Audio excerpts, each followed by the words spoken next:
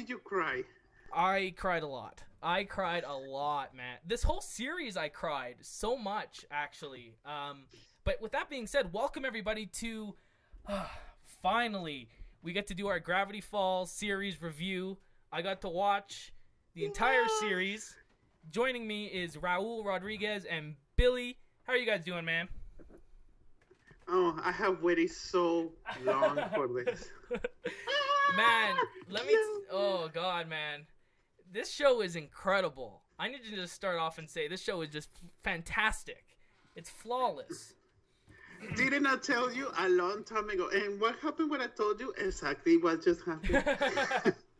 No, I figured how we could do this review is actually just starting at season 1, going through every single episode, talking through the characters. I really want to go through this all because I feel like there's a lot of stuff I missed. Mm-hmm. I feel like if you go back and watch it again, there's so much hidden in the background. And I think that's one of the things I appreciate with Gravity Falls the most. Especially, I'm gonna start with episode 2 of season 1. Okay. When Stan is on the boat, you can see the name Stan Award. That's a clue for episode 11 of season 2 and episode 12. Yeah. Then in episode 3, when the wax figures kill Wax Stan, you can see Stan said, I've at least I'm gonna give him a proper burial. The way that he says that, especially how he loves someone exactly like him, that was a big hint. And I didn't see it until I rewatched the whole show again. Yeah, and that's the thing, like, I actually had a question I wanted to ask. So you know how there's that time travel dude? Ah, yes. So London. If you Blendon. if you go back, do you actually see him in the background of those episodes? The first time, no. Oh, okay. Until I rewatched the whole show is when I noticed. That's awesome. That was one of my favorite things, whatever episode that was, when they go back in time and whatever. But why don't we just start with going through the characters and kind of what the show's about? Gravity Falls. So this came out in 2012, I think, right? Yep. Yeah. Let me just bring up the IMDb here. I'm not prepared. Gravity Falls. So from 2012 and it ended last year. For the people that don't know, it's about 2 twin siblings who spend the summer at their uncle's tourist trap in a town called Gravity Falls. And from there, craziness occurs, I guess, or weirdness, should I say. And also, it's not your regular animated show. It has a big storyline. Not only that, but the jokes and some of the things they say in this show, at the top of my head, I know we're gonna jump back and forth a bit, but in the last episode, when one of the gnomes is getting excited or something, and Stan tells the gnome, "Oh, don't get excited because your meat won't be chewy anymore," alluding to all these cannibalistic tie-ins with a lot of the jokes. That stuff was so cool to see, especially in a Disney show. That's what got me. No, Troy, even though we're going episode by episode, tell me, what do you think of Weirmageddon Part 1 when Bill destroys the rich girl's parents? I just forgot her name. Oh, Pacific Northwest. Yes. Yeah, Yes. Northwest. I'm not gonna lie. I think out of the 3-part finale, my favorite was Part 2. I thought interesting. I like Part 2 a lot, actually. I thought that was really cool, seeing Mabel's kind of world, or whatever you want to call it. And talking about the fandom, a lot of the fandom on Reddit really hate Part 2. Oh, really? Yeah. Even though I don't hate Part 2 also, I can understand why the fans hate it a little, because Part 2 is like a break. It is. For Part 1. Well, and that's the thing, Part 1 of the finale definitely, actually the whole second season, there was, what was that one episode, number 2, I think, Into the Bunker. That episode is so good. Season 2, episode 2. That was oh my goodness. That was another thing. The show really reminded me of Lost. Yes, we have Losty. Right? Lost is one of my favorite. Like True Detective and Lost are like my 2 favorite shows of all time. Never seen True Detective season 1, but I love Lost. Lost, well, and that's the thing. Like a lot of the symbols and like when they're going into the bunker, and there were just so many like things that reminded me of that show. Yeah.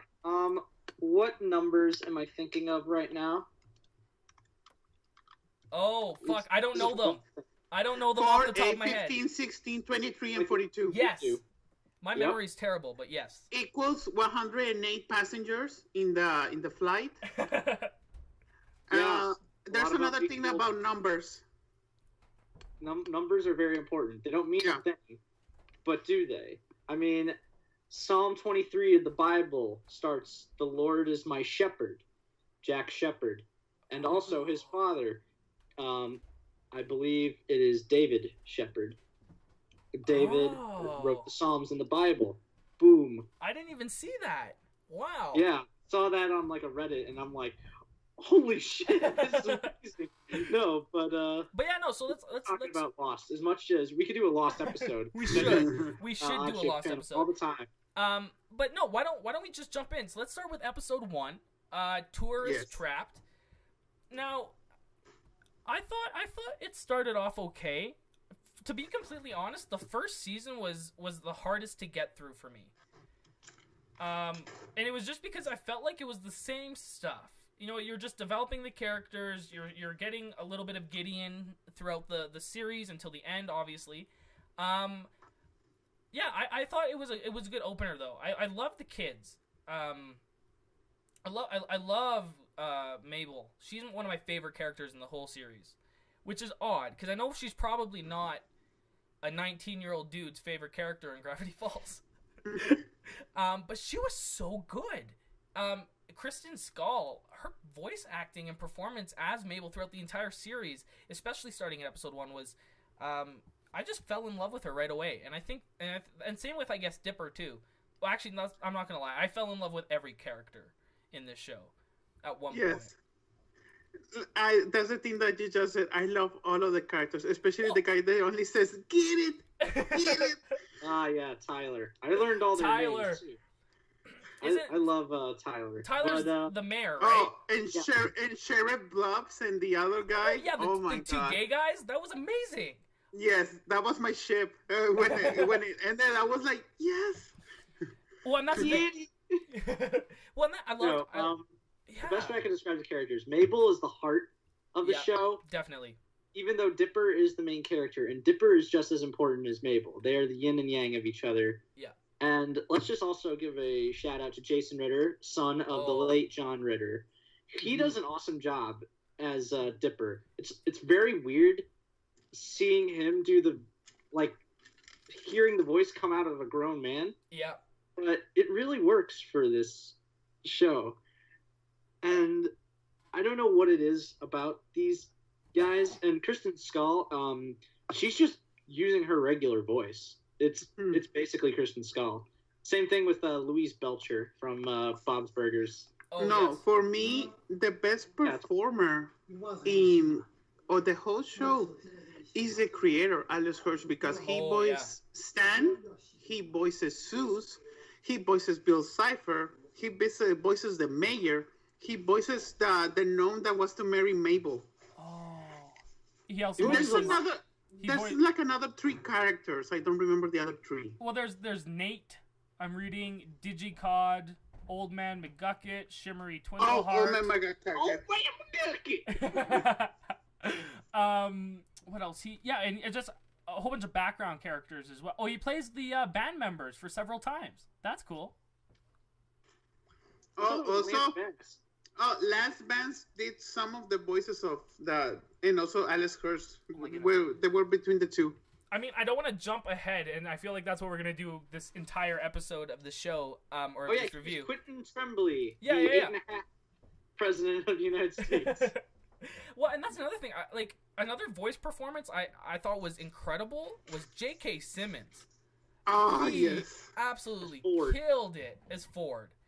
By the way, we're spoiling this entire. Spoilers. 100%. You don't want to watch this.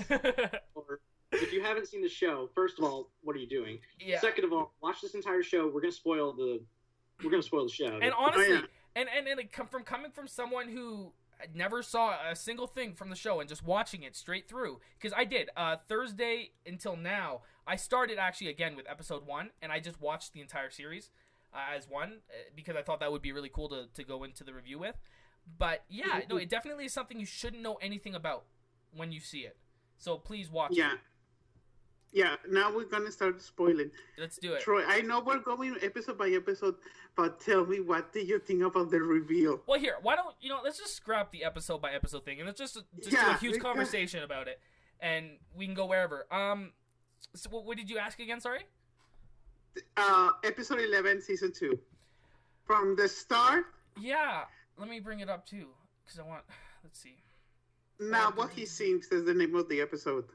That is the greatest episode of Gravity Falls, hands down. Probably one of the best episodes of television, hands down. I agree. I do think, though, and I know this might be controversial depending on what people think, but I thought A Tale of Two Stands was a better episode than Not What He Seems. For me. It's arguably better. I can argue this.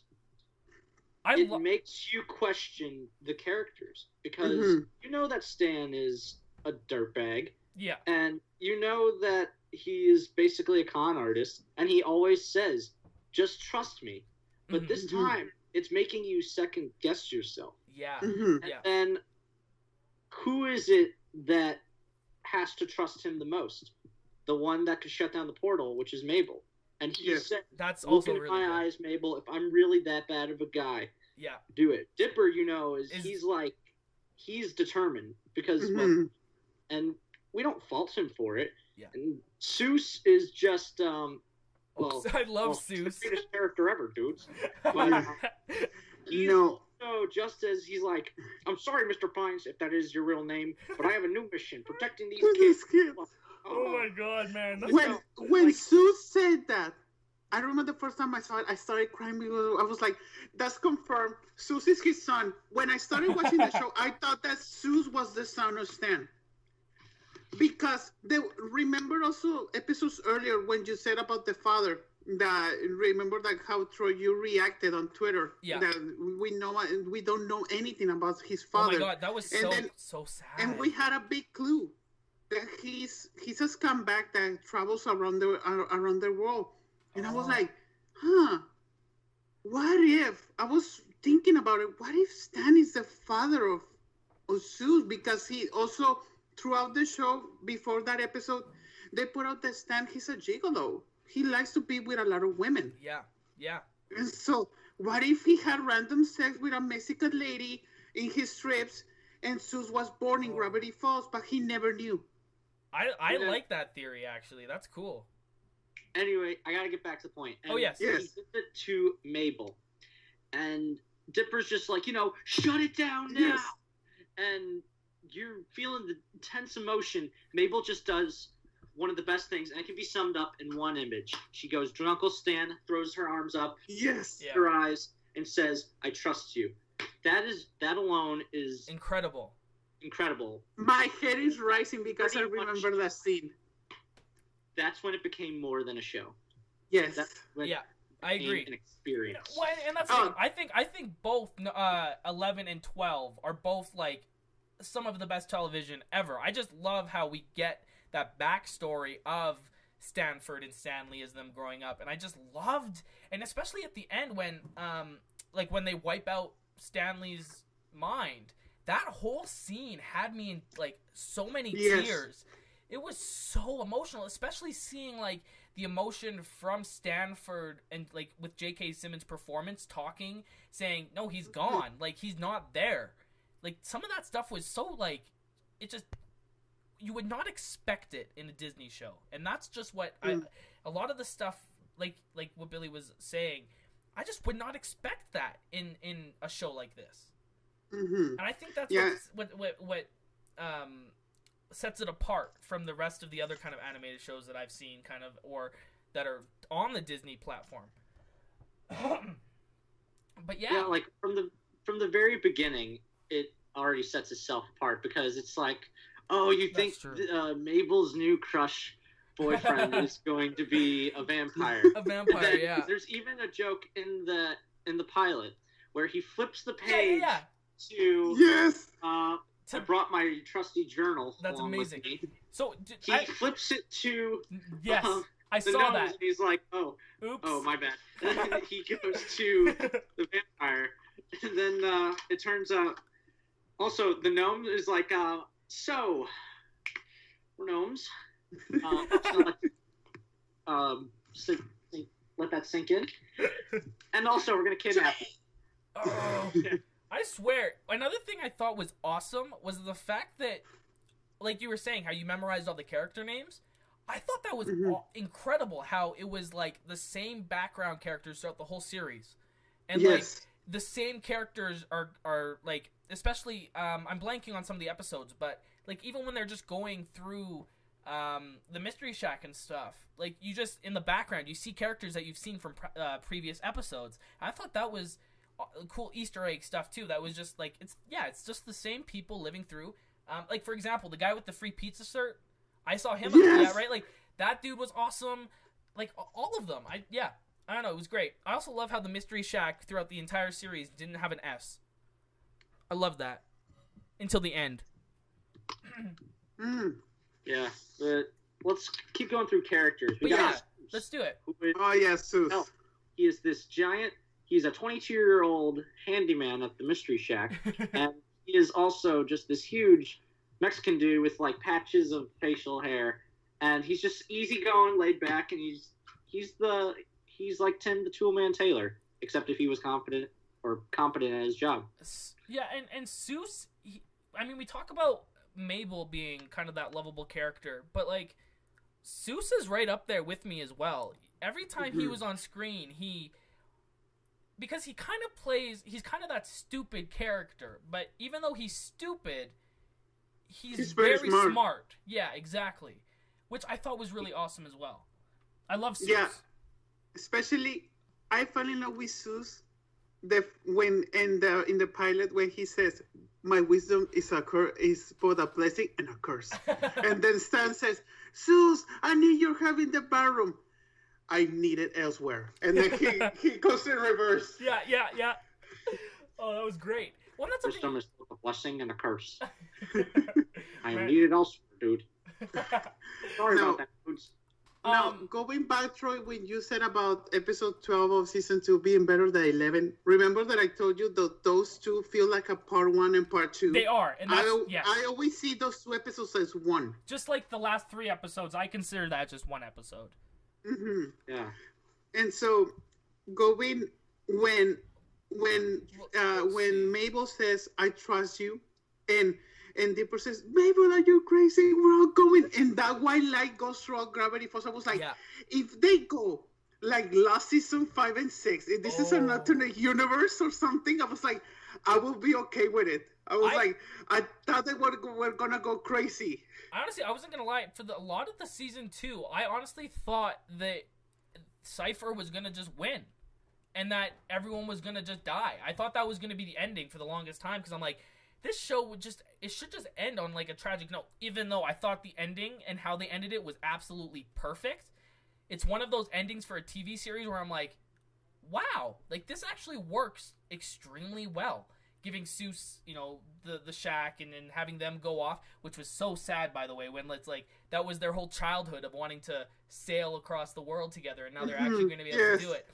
And another thing I also noticed before we get back into the characters was how, Raul, you mentioned that like everything is there for a reason, and that is very much the case with Gravity Falls. If it's a prop in the show, if it's like a setting, if it's a location, if it's a character. In the entire series, if you see something once, you're guaranteed to see it again in a different later part of the show. And I thought that was also really, really awesome. And, I mean, I couldn't imagine, like, how long it took to plan out. Like, how long it took Alex to actually sit down and, like, decide all the, like, where everything's going to be. I think that would have been the funnest part, because there's so much of it. Yeah, like, for example, even though I love the finale so much, when they gave you those 5 minutes of what if Stan doesn't get his memory back, I thought it would have been better if he never got his memory back. Yeah. For me, like, to make it more dramatic, I know that it's Disney and everything. Even Alex Hirsch, I think I heard on an interview on Reddit, he didn't want it to stand to get his memory back. But it would have been just too dark, I think. He wanted to make it dark. Well, yeah. But Disney didn't let him. Okay. I mean, granted, it would have been better, like Stan actually, he sacrificed his... Or he dies. Essentially, he's an entirely just clean slate of a person. Yeah. And all those memories throughout that summer would have been gone, and it would have been it would have been justified, but it still would have been tragic nonetheless. Yeah, I agree. Think that's just called good writing. Yeah, even though, like, when he gets his memory back, even though you leave us something open, there's a very open hint, because that's also at the end. I'm gonna give you my pitch of how I will continue Gravity Falls, but yeah, we'll do that.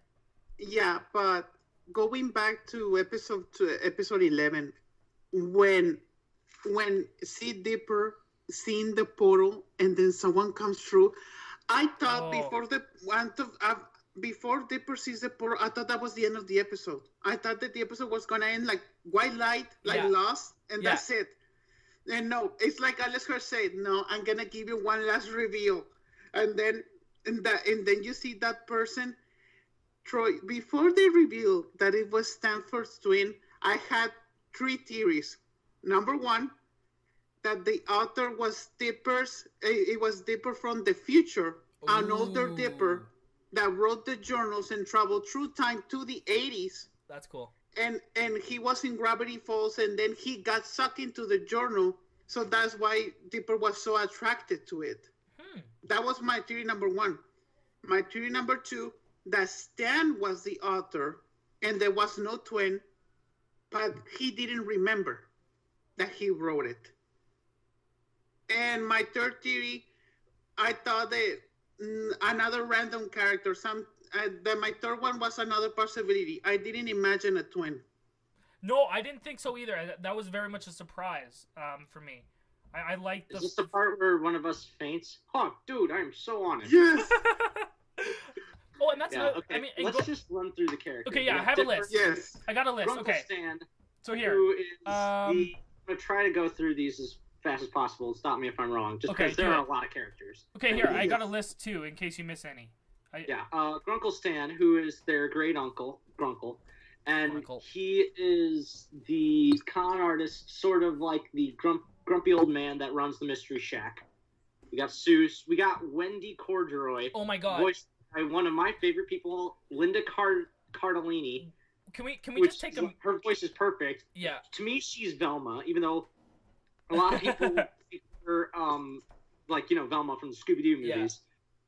Yeah. And hey, to me, she's Hawkeye's wife. I'm just kidding. Yeah, she is Hawkeye's wife, but a lot of people love the show. She's hot. Scene. And she was on that, and she was kind of like Daria before Daria was. And we got Stanford, who is revealed to be the author. Yeah. And he's voiced by J.K. Simmons. He is so good. Stan Lee's brother. And we're gonna go through the recurring characters. We got Mabel's pet pig, Waddles. Oh, I want him so bad. At one episode, he's voiced by Neil deGrasse Tyson, and it's hilarious. Yeah, that was good. We got Mabel's best friends, Candy and Grenda. I'm Grenda. Brenda's voice! She's always yelling, listen to my calm voice! We got Fiddleford McGucket, who is also Alex Hirsch. He's the crazy old man with the big beard, and he's like the big redneck stereotype. He's like, the one. With old man McGucket, I didn't expect his character to be that important. No, me either. I thought that was an awesome and sad, like such a sad character, but he has a purpose, and especially in the last 3 episodes, he builds the fucking transformer for them. Or comes up with the blueprint. Yeah. I'm like, he can also build giant robots. That's one of his skills. He's very good with mechanics. Then we get to one of my favorite characters, not just because of the name, Bill Cipher. Yes. Dream Demon. He is literally, you know that triangle on the back of a dollar bill? He's literally that with a top hat and a cane. He's the Illuminati. He's the Illuminati symbol. That's literally what they based him off of. And like his personality is so like morbid and hilarious. It's such it's so good. He just trolls everybody, and it's hilarious. I was rooting for his character. That's the only other thing. I liked his character. I'm like, this is cool. He's got so much infinite power. No, and the best scene of Bill Cipher is Will Mageddon Part 1, where he says, "This is my party. It's never gonna end. Time is not existing. And welcome to Will Mageddon." And then you see Gravity Falls. No, for me, Troy, I was like, I cannot believe this is Disney. Seeing Gravity Falls on fire, with the fall on blood, seeing the monsters destroying people, I was like, oh my God, this is not Disney. I was like, what the hell? Did you guys know that Bill had a cameo in Rick and Morty? Yes. Which makes sense because one of the characters that I'm going to mention, Blendon Blandon, is voiced by Justin Roiland, and you know it's him because he's doing literally the Morty voice. He even says "aw geez" at one point in the series. Mm-hmm. Aw geez, aw geez. I'm in Gravity Falls for some reason. Aw geez. And also, and for you to know, Troy, that's why Alex Hurst and Justin Roiland, they were friends, and also they were students on the same college. And so then when that's why they cross over a lot of things from Rick and Morty and Gravity Falls. I didn't know that. Wow, that's really cool. That's the crossover we need. Rick and Morty and Gravity Falls. It'd be it's two completely different things. One is very much adult. One is kind of adult. It pushes the envelope, but it doesn't quite go all out. Yeah. Yeah. Then there's a big theory on Reddit that Stanford and Rick knew each other during those 30 years that Stanford was missing in the other universes. He just created a ghetto portal gun. That's literally what he and McGucket were working on. Then we got Gideon Gleeful, Lil Gideon, who's a con artist with the hair of Donald Trump. And basically, he's like one of those stereotypical like big hat Texans. Yes. That's what he's like, with like the suit, the rhinestone, the big hair, and everything. He's got this very southern accent. He is very obsessed with Mabel. He's so good. He is a creep. I'm gonna destroy you, Stanford Pines. He's always like, I'm gonna get the Mystery Shack, Stanford. You know his name is Stanley. Then we got one of my favorite voices which is Toby Determined. He's just like this all the time. He's got a sad face, and he's like, "Aww." Welcome to the Gravity Falls Gossiper. You know, he's the newspaper guy. No, the best scene of that character. What a horrible mask! That's not a mask. That's my face. This is a mask. Then we got the Northwests. Yeah. With Mabel's rival turned friend and possible love interest for Dipper, which I'm not okay with because those two are much better. And one of the parents is voiced by Nathan Fillion. Oh, that's who he is. Yep. Yeah, that's Nathan Fillion. A lot of these are awesome guests. Greg Turkington was Toby. Oh, yeah. Wax Sherlock Holmes was John Oliver. Oh, and that's another thing. Can we talk about Nick Offerman? I thought he was so good, too. The FBI dude. Yeah, Nick Offerman was awesome. Agent Powers, I think? Trigger, I think. Trigger. We got my least favorite character, Robbie, who's voiced by T.J. Miller, and he's Wendy's boyfriend, later ex-boyfriend. And he's just such a stick in the mud. I have a love-hate relationship with T.J. Miller. Like, he's very small doses, but he's kind of like that one sarcastic guy that just thinks he's better than everybody else. Yeah. I don't know if that's actually T.J. Miller, and honestly, I hope not. I don't give a fuck. But, I thought it's just he's so boring. He is. I thought it was cool to have that love triangle though with Dipper and Wendy, because I thought Wendy was like one of the coolest characters in the show as well. and she was one of those ones where I'm like, this chick is actually really awesome, and I'd date her. Like this chick is like sweet. She's a redhead. She wears plaid. She's not afraid. She's more of a tomboy, honestly. That's yeah. Like all the voices work. Linda Cardellini's voice really does work for Wendy. Yeah. And she, even Stifler's mom as Lazy Susan. Oh, Lazy Susan. That's Jennifer Coolidge, and she is the She reminds me of a character. She feels like a character from Twin Peaks. You know, with I'm trying to remember, but it's the. Oh yes. She's got the eye patch and everything. You guys have ever watched Twin Peaks? Yeah, I do. I just forget. I forget her name. Yeah. Ow, my eye! And also, she is apparently Stan's crush. I forgot about that. Oh yeah, Wendy's group of friends. Majority of which are boring. We got Tambry, who just is on her phone a lot. Yeah. Like if she was an actual girl, she'd probably be hot.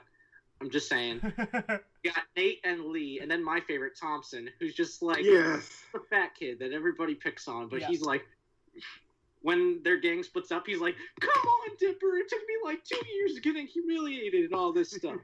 They're like, "Oh, look at Thompson." I liked the group of friends Wendy had. Like Lee was, I like Lee, Nate, all of them actually for me were like, I'm like, oh yeah, this is like a typical group of friends that I would have seen hanging out with people in school. Like that was cool. I was definitely a Thompson. No, yeah, for I me, was too. I still remember when in the episode 5 of season 1 when they go to the grocery store that is haunted. Oh, that was a good episode. When the ghost starts to like pick one-on-one on the friends, when he turns one of them into a hot dog, the girl dropping the TV, Thompson dropping the dance machine. I was like, this is getting dark. And then Mabel like going like the Exorcist, I'm gonna destroy you all. And also, I have a deal in some hot dogs. Yeah, that was Ma and Pa Duxerton, I think.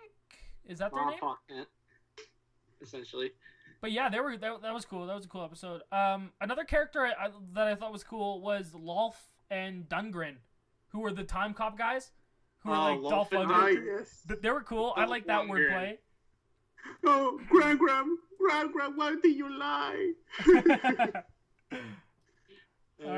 We got Wendy's dad, Manly Dan, who is also a fan of Several Times, which is the boy band. Yeah. Which is voiced by mostly Lance Bass and Alex Hirsch. And it's hilarious. It's so cray-cray, man. Oh my god. Tyler Cutebiter, which is his real name, and he's voiced by Will Forte. Yeah, he is the local enthusiasm enthusiast. And he just basically just goes around and he goes, get it. And he becomes mayor later. Yeah, he becomes mayor, yeah. Manchurian candidate. Yeah, and when he wins, got it. Yeah. There was the reporter Chandra Jimenez, who was just the reporter.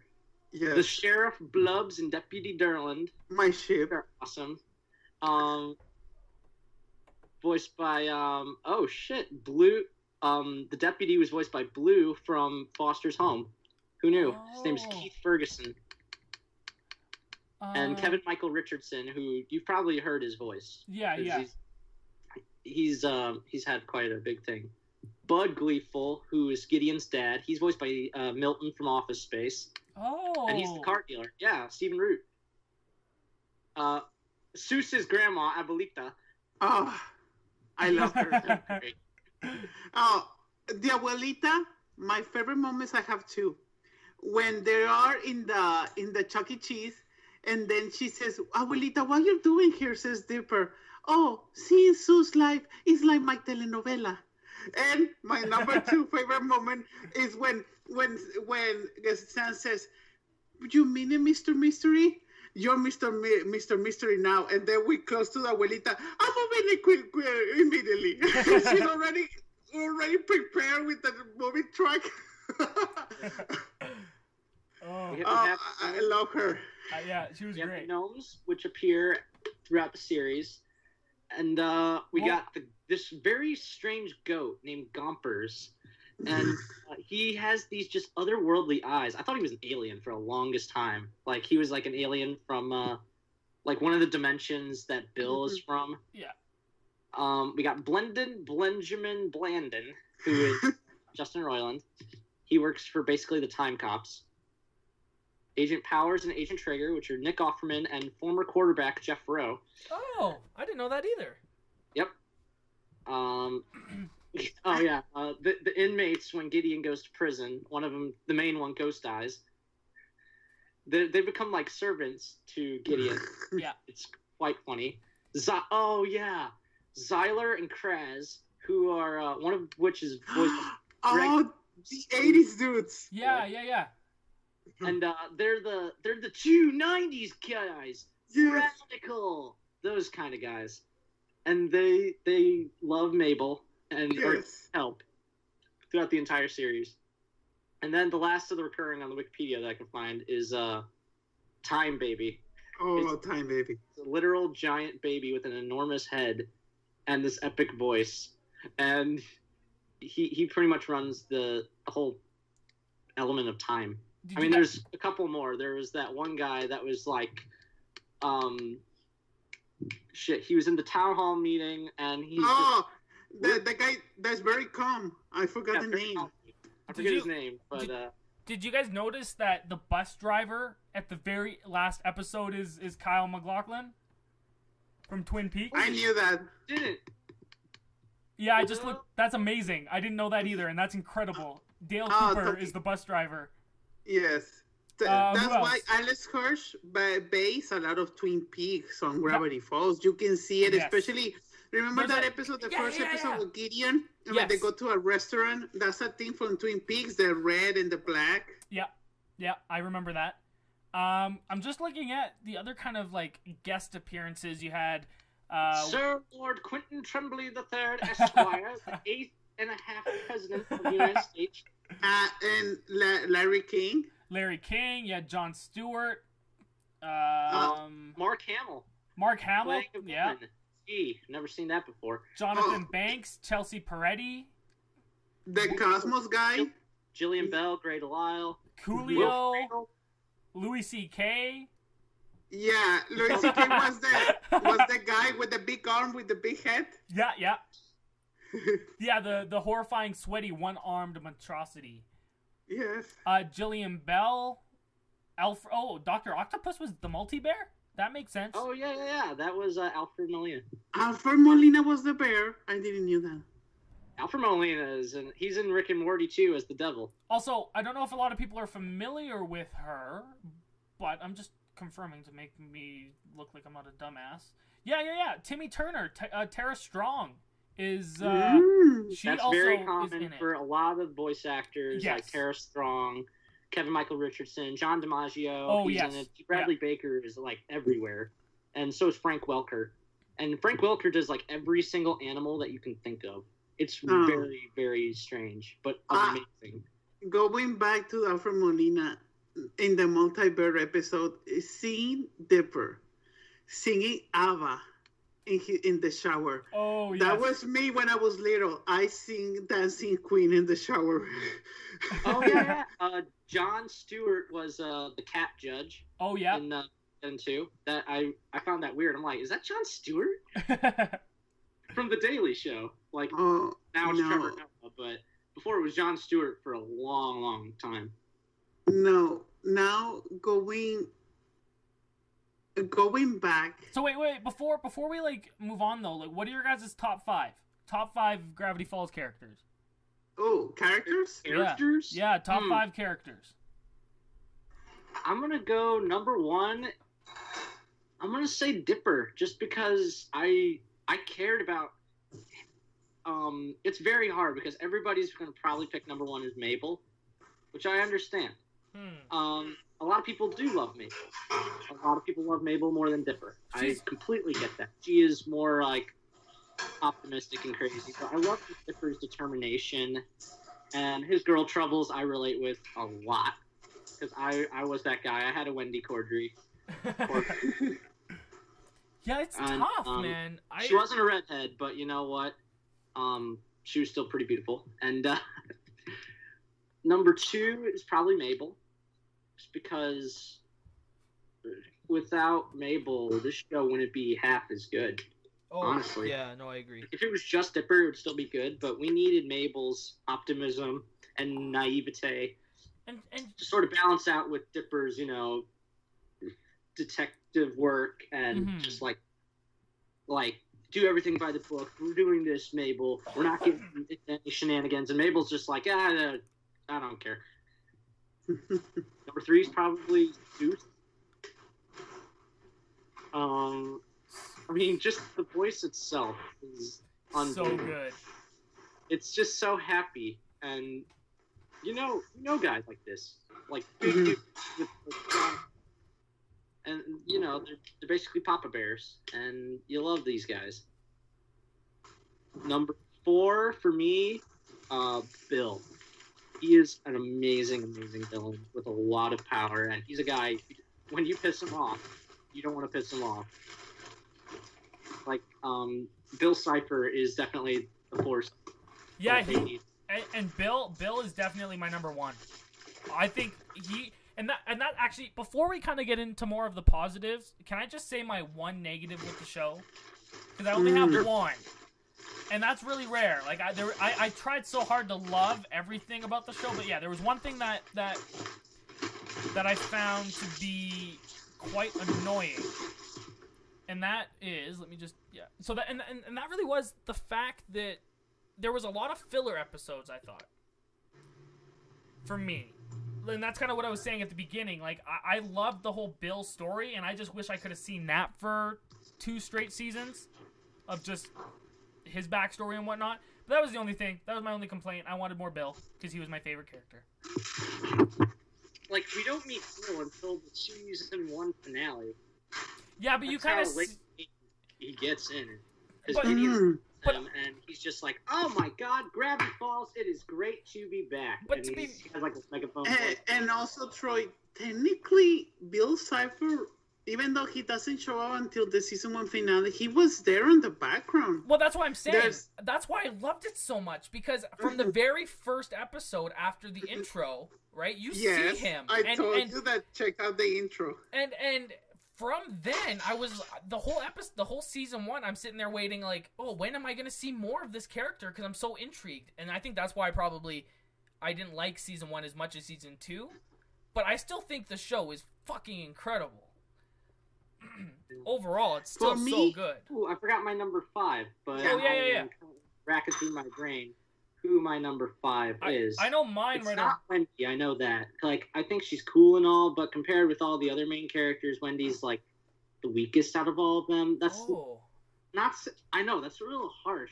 It's because also we don't see a lot of Wendy. She's not a main character. What we do, it's always will Dipper tell her he likes her, and I mean eventually he does, and she's just like, I know, dude. But like, I love that. I'm 3 years older than you. You're like 12, and that's just weird, dude. That's just weird, dude. You just can't do that. My very quickly, my top 5. I thought of it beforehand. It's definitely Bill, Mabel, Stanford, Wendy, and Grunkle Stan. Those are my top 5. Grunkle Stan. That is my number 5, because without Grunkle Stan, we would not have this summer. And those are the characters that I like. Well, that's the thing, and those. Yeah, and those characters for me were the ones I connected to most. I loved the brother relationship between Stanford and Stan. I thought that was, especially at the last part of of the final season, it just hit me. I don't know what it was, but it really like affected me emotionally, just seeing the two of them, especially in episode 12. When you see the backstory, but I love them, and that's the thing. I think all of the characters are fantastic. Like, yeah, I really am speechless at the amount, like, because I'm going through and I'm like remembering characters that were like they put so much effort into, like, especially like the last episode when Seuss gets the shack. The new person that's at the convenience that's at the shack with him is the one girl he liked in the earlier episode. What's her name? Oh, you mean Seuss's girlfriend, Melody? Yeah, Melody, who's played by Jillian Bell. Like, she's in the last episode as well when he has... So there's so many tie-ins, which I just loved. I thought that was awesome. I'm going to read you know what's weird? You just mentioned Stan and both Stans, their relationship, Stanley and Stanford. The cool thing about that is we actually know much about Stanford. We barely spent time with him. He was mostly he was gone for the majority of the series, and when he does come back, he's mostly in the bunker, just trying to figure out a way to prevent the apocalypse. Mm-hmm. And you really the Billy that just said that's my nitpick of the whole show. I wanted to know more about Stanford. I didn't like that he shows up and then he goes into the background until the finale. Well, and he was only in 7 episodes, I think, right? From we know a lot about him. We just didn't spend as much time with him as we did with Stanley. Mm-hmm. And that's not a bad thing. It's probably hard because J.K. Simmons is a very, very busy man. Mm-hmm. And I thought that was amazing they even got him. Oh, exactly. No, yeah, I agree. And also, Disney wanted more episodes, but Alex Hirsch wanted to close out the series. That's why in episode 11, that was the part 1 of season 2. And then there was like a 7-month hiatus, I think, or 8 months from episode 12 until the finale. Because Alex Hirsch was deciding how he was going to close the series. That's another similarity with Rick and Morty. They took very long breaks. Because Rick and Morty is notorious for taking very long breaks. Oh my God. No, like it was like what, 1 year and a half from season 2 and 3? Year and a half. And you binged it, Billy. You don't count as waiting. I waited. Oh, no, I have to wait because it's probably going to be a very, very long time before season 4 happens. Oh, it's going to be like 3 years. Well, and that was another thing. They totally end Gravity Falls open for more with that letter, right? That Wendy gives Dipper. Yes, they could continue it every summer. Let's go back, see them grow as siblings and see them evolve, you know, as characters. I think they could do it. They should do it. Now, I want it. For me, my top 5 characters, number 1 is Zeus. Zeus is one of my favorite characters. It's not because he's lovable, not because only with his voice, because he has a big arc. Or that he's Mexican. Not only because he's Mexican, also it's a thing with me in a lot of movies and TV shows. I always like to see, you know, that a lot of TV shows, there's a fat character that is a stereotype. I only want to eat and that's it.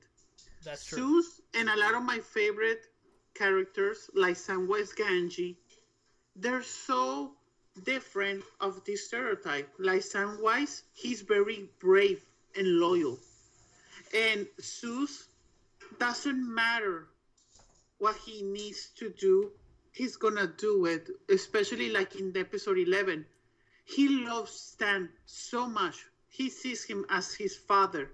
And he says, screw you, Mr. Pines. Protecting Dipper and Mabel is more important than following your order. In that moment is when I like, Zeus has grown so much, especially in that episode. Because it's not only that, it's to see also not only see Dipper and Mabel's doubt of what is Stanley's truth, what are his lies. Also Zeus, that's a reveal for him because Dipper and Mabel just know this man for like 2 months. Zeus has met this man for almost 10 years, for almost a decade. He works for him. He knows, like, he's his boss, but but he sees him as a father. Yeah, and it's crazy, dude.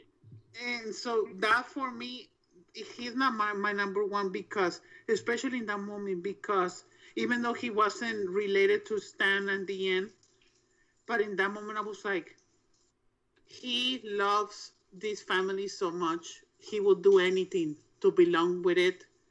If he doesn't even belong by blood, he's gonna belong because he's their Zeus. Like Zeus, he's always gonna be a trusted friend in the Pines family, especially in the finale.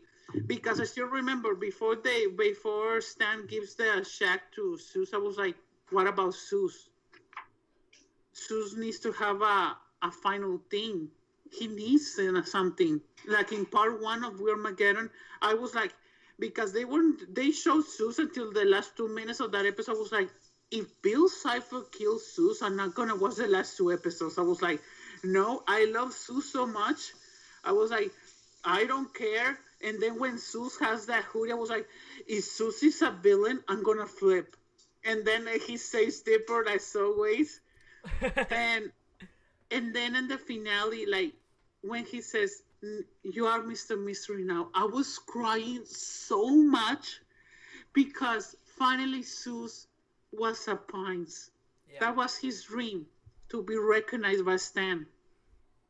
That's why Zeus is my number one character. What are your other four, though? My number two,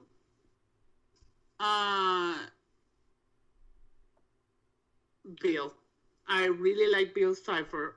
I love him as a villain. I love him how violent he is. And what I just said a few minutes back in part one, where he attacks Mr. No West, I was like, damn, this is getting dark. I was like, damn. And especially when he gave that speech and seeing Gravity Falls on fire, I was like, okay, Bill, I love you now. I was like, especially I think it was in the end of part one or part two, when they showed the throne with everybody on Gravity Falls in rock form. I was like, before they revealed there were rocks, I was like, oh my God, this is getting like really morbid. That was also terrifying. The fact that he turned all of the people into a chair, and that was, oh my God. I was shocked by that for sure. That was something that I was like, I was not expecting. Yeah, number 3 is Stan. Which one? Stanley. Grunkle Stan.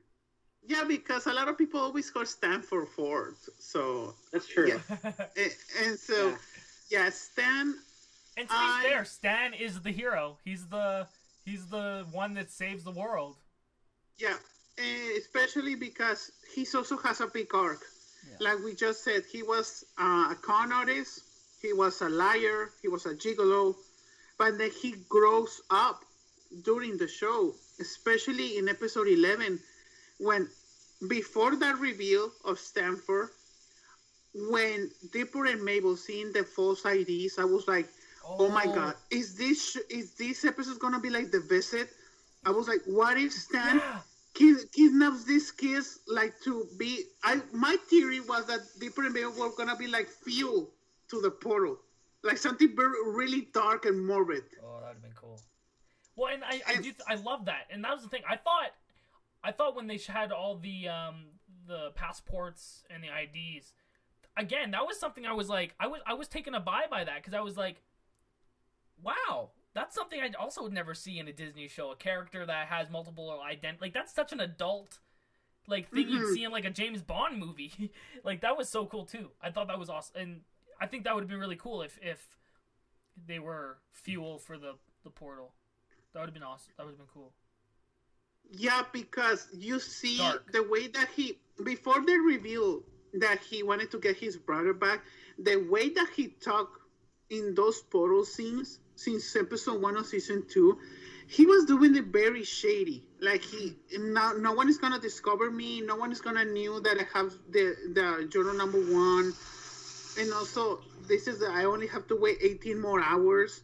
I was like, that's the thing that I like when Billy said in that episode, especially, what if Stan was the villain the whole time, and we didn't see that coming?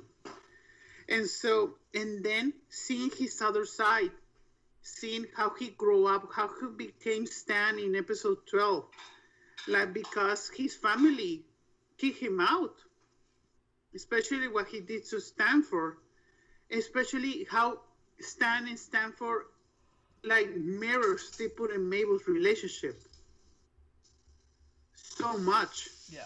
And that's the thing that I like the most, especially talking about symbolism. When everybody's floating in season 2, episode 11, and you see Dipper and Mabel's photo and it breaks away, I was like, that's a big foreshadowing for the finale. Because from part 1 to part 3, it was like the setup for the storyline that Dipper wanted to learn with Stanford, wanted to stay in Gravity Falls and not going back with Mabel to California.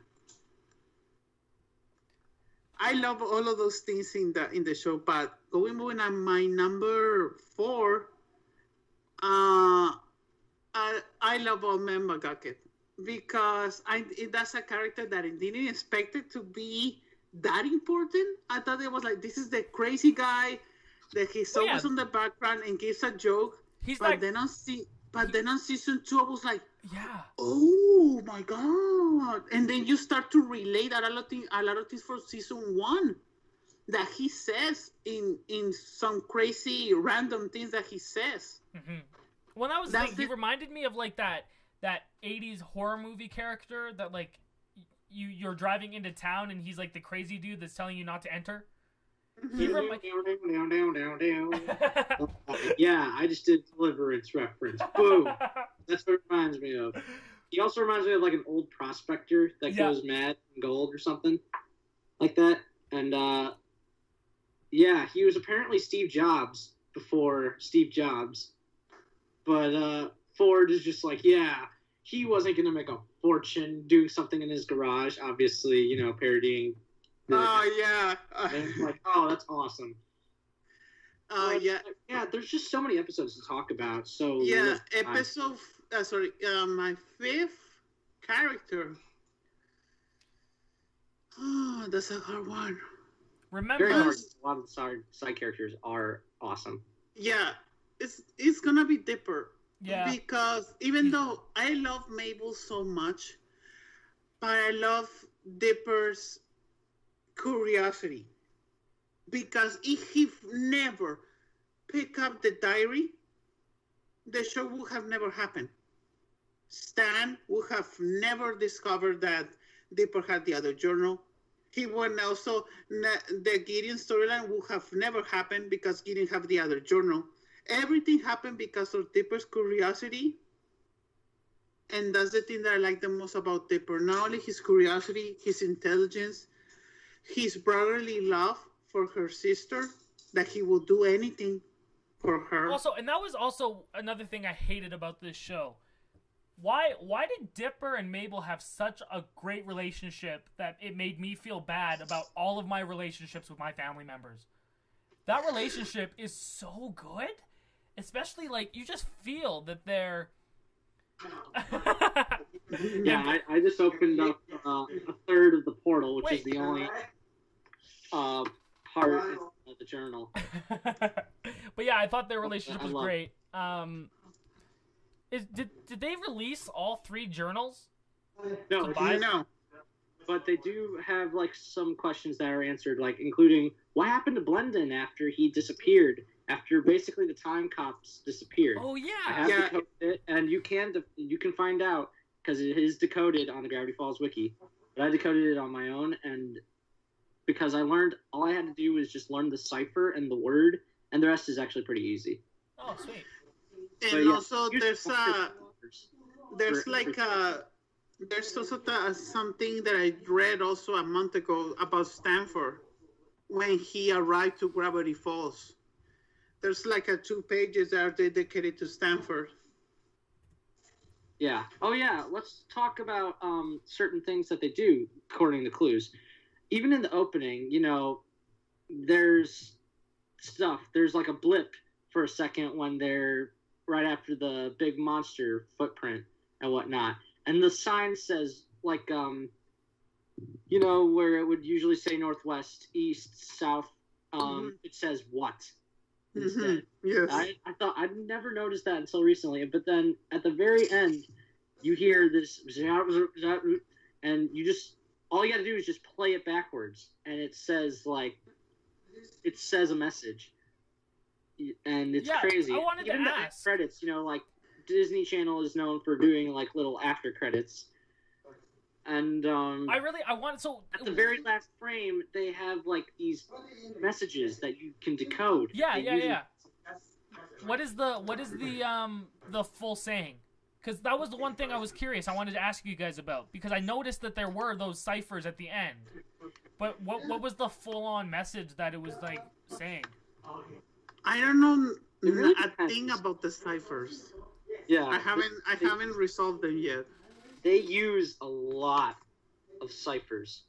I also love how ones like to decrypt things. It's very, very now, when you set up the credits, I still remember I started to loving the show, but in that episode of Gideon, the first one, when he says, "Oh, I'm gonna get revenge on the Pines," and then he has the second journal, my jaw dropped. I was like, "Oh my god, this kid is important." I was like, "Damn." Especially because when they revealed that he had a father, I thought that Gideon at first was an adult. I was like, "What is this old creep wants to be with Mabel?" I thought that Gideon was like 20, 25, but he was short at first. Well, I didn't think he was. I thought he was like a. I agree. I was the same. I thought that as well. But Gideon for me, I left his dad too. Like that the relationship of seeing Gideon just get revenge. I don't want to say get revenge because technically he becomes a good guy at the end by going to try to take out Cypher. But I thought his character and dynamic with Grunkle Stan was also really cool. I would have liked. I know that I like to get dark, but it would have been cool that Bill would have killed Gideon, and Gideon would sacrifice his life to save Mabel. Well, this is crazy. I'm just finding all these cryptograms and... Yeah, me too. I'm looking up right now. It's amazing. The theme song, the cryptogram, I think, there's one that says, Stan is not what he seems. That is a clue right from the very... That was in the theme song. That was the intro, yeah. Holy shit. Wow. Yeah, and that's... I mean, it's not what the saying is backwards, I think. But there's even, like, ones that... on the website. My favorite is Onwards, Aoshima. Oh yeah, that was cool. Weird like monster thing that Mabel was riding on. So many great episodes. We gotta have our top 5 episodes, which is gonna be very difficult. Oh yeah. Oh, that's gonna be I have a question to ask Troy before we go to the top 5. Okay. Now that you've seen the whole show, in your perspective, if you were Disney and you were also the creator, you're 2 people, would you continue the show or would you let it be? I'm not gonna lie to you. I have no fucking idea why they ended it. I have no idea why Disney pulled the plug or whatever happened to make it 2 seasons, because this should still be running, I think. I could see it go on for at least 4 or 5 seasons. I would have liked to, only because I think they developed the characters so much that I fell in love with all of them. So I would love to see more stories, even if they were to like do like 5 years in the future. You see Stan and Grunkle and Stanford come back after figuring out what that blimp was when they were on there sailing at the end of the series. Go 5 years, Mabel and them, they're like, 18, 19 years old, going back to Gravity Falls. I think you could do so much with it. But with that being said, the fact that they had the balls to do 2 seasons and make it a full series of how it is, I give Alex Hirsch the utmost respect for doing that. Because it could have very easily become the monster of the week if they continue doing it season after season, right? They could have had different. Well, that book you could have went through. They could have shown so much more from the journals and all the different monsters. But the fact that they kept it to 2 seasons and made it so concise and so perfect with the storytelling, I'm kind of glad there isn't anymore. Even though I really would love to see more. I think it's really cool that it is it's 40 episodes. That's incredible for a series of from beginning to end. I don't know. That's a good question. I'm kind of giving 2 answers, but I looked up on the wiki what the messages backwards are. The first one was, it sounds like I'm still here, but if you play it backwards, the whisper is revealed to be 3 letters back. It tells you what kind of cipher to use when decrypting the messages at the end. Like in Double Dipper, a new message is whispered, switch A with Z. And even sometimes, like, when characters say things, it sounds like gibberish. It's just stuff backwards. Like when Gideon summons Bill for the first time, or Bill's dead. Like, that's just things backwards. That's amazing to me, if shows can pull that off. Like, subtle clues like that. Mm-hmm. I'm looking at a whole bunch of the ciphers and stuff now. I could never have thought of this. Some of these things are so fucking smart. Yeah. No, for me, because I read a lot of interviews when I finished the show about Alex Hirsch. Alex Hirsch, Disney wanted more seasons, but he only wanted 2 seasons. He was also very stressed because a lot of the episodes you can see the hiatus between each episode because there were a lot of work to do because it was hand-drawn animation. Yeah, that's also very, very something we should take in count. Where like the animation and the drawing, I even like how the characters look. I thought this was a very, very well looking show, especially with the colors and stuff in the background of scenes and the cinematography of some of the shots. I thought it was very, very well put together. Yeah, Troy. Give us your top 5 episodes. Oh, this is difficult. Okay, okay, so it's definitely going to be my favorite episode of the whole series is I gotta say season 2, episode 2. I think that's my favorite because it surprised me the most. Which I'm going to bring it up here again just because I'm blanking. Yeah, Into the Bunker. That's my number 1. When Seuss, Wendy, and them, they enter the bunker. And that's actually when Mark Hamill, he's in that episode. I like that one. Shapeshifter. I would say, okay, so that. Then I will put A Tale of Two Stands. Then Not What He Seems is 3rd. Then I would do part 2 of the Weirdmageddon. Then I would do part 3. So that would be my top 5 favorite episodes. All from season 2. And you, Billy? I'm actually going to go from 5 to 1. But I got to mention one of the guests we did not mention, Weird Al Yankovic for Dungeons, and More Dungeons. Oh, yes, yes. He was the Probulator. That's true. Yeah, I forgot about that. That was weird hearing Weird Al. But now he has a show on Disney. But my number 5 is actually going to be, let's get this out of the way. The majority of the episodes that are the best are from season 2. Oh, yeah. Like, that's where the show really hits its stride. That's when it finds out everything. Huh, that was weird. Wax Coolio was actually Coolio. Yeah. I saw that. But number 5 is going to be Fight Fighters. Oh, that was a good one too. That is the episode with Rumble McSkirmish, who later dates Giffany, as we learned from the journal. And it's a very violent relationship, but that's the one. Basically, it parodies all video games and everything. That was a great episode. It goes episode. through all the tropes. I love it because I'm a big Street Fighter fan. He's a mix of he's like Ken. Has the blonde hair, but his stance is like Ryu. Yeah. Also, looking at another episode I want to just say quickly that I thought was awesome was the Time Traveler's Pig from season 1. Yes. That's also an amazing episode. Yeah, that's when we meet Blendon and the first appearance of Waddles. Yeah. Oh, and Summerween. That's a good episode. That's my number 4 episode.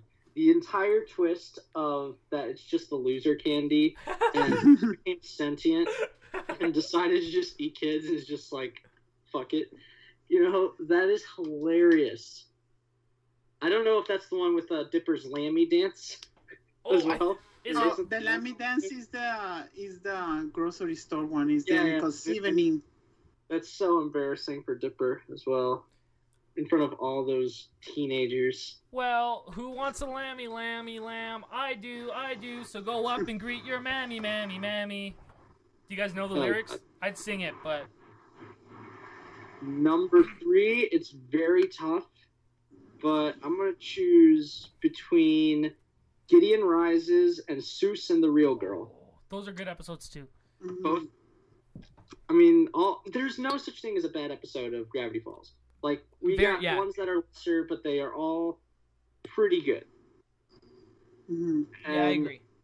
The season 1 finale feels like an amazing finale. You learn a bunch of stuff. They take down Gideon, who at this point is the biggest antagonist in the show. Yeah, I agree. Especially with his Transformer. Dreamscapers is another very, very good episode. Oh, talking about... Yeah, Dreamscapers was the episode before Gideon Rises, when they go to Stan's mind, and there's an introduction of Bill Cipher. Oh yeah, that's from Bill. I love that episode too. That and Gideon Rises, both of them are like a really cool ending to the first season. Yeah, and Seuss and the Real Girl, because that is isn't that based off of the Ryan Gosling movie? Unfortunately, some people do have, and that is interacting with people. Yeah. And actually talking to girls. And I'm gonna read a little bit from this journal and tell you what happened. Me and Melody are like a total item, dude. Not like an item that you lose and have to find again and re-equip. An item that upgrades you for life. Our shared screen time over distant chat is way better than the time Rumble and Giffany seem to have. My heart bar is overflowing, dudes.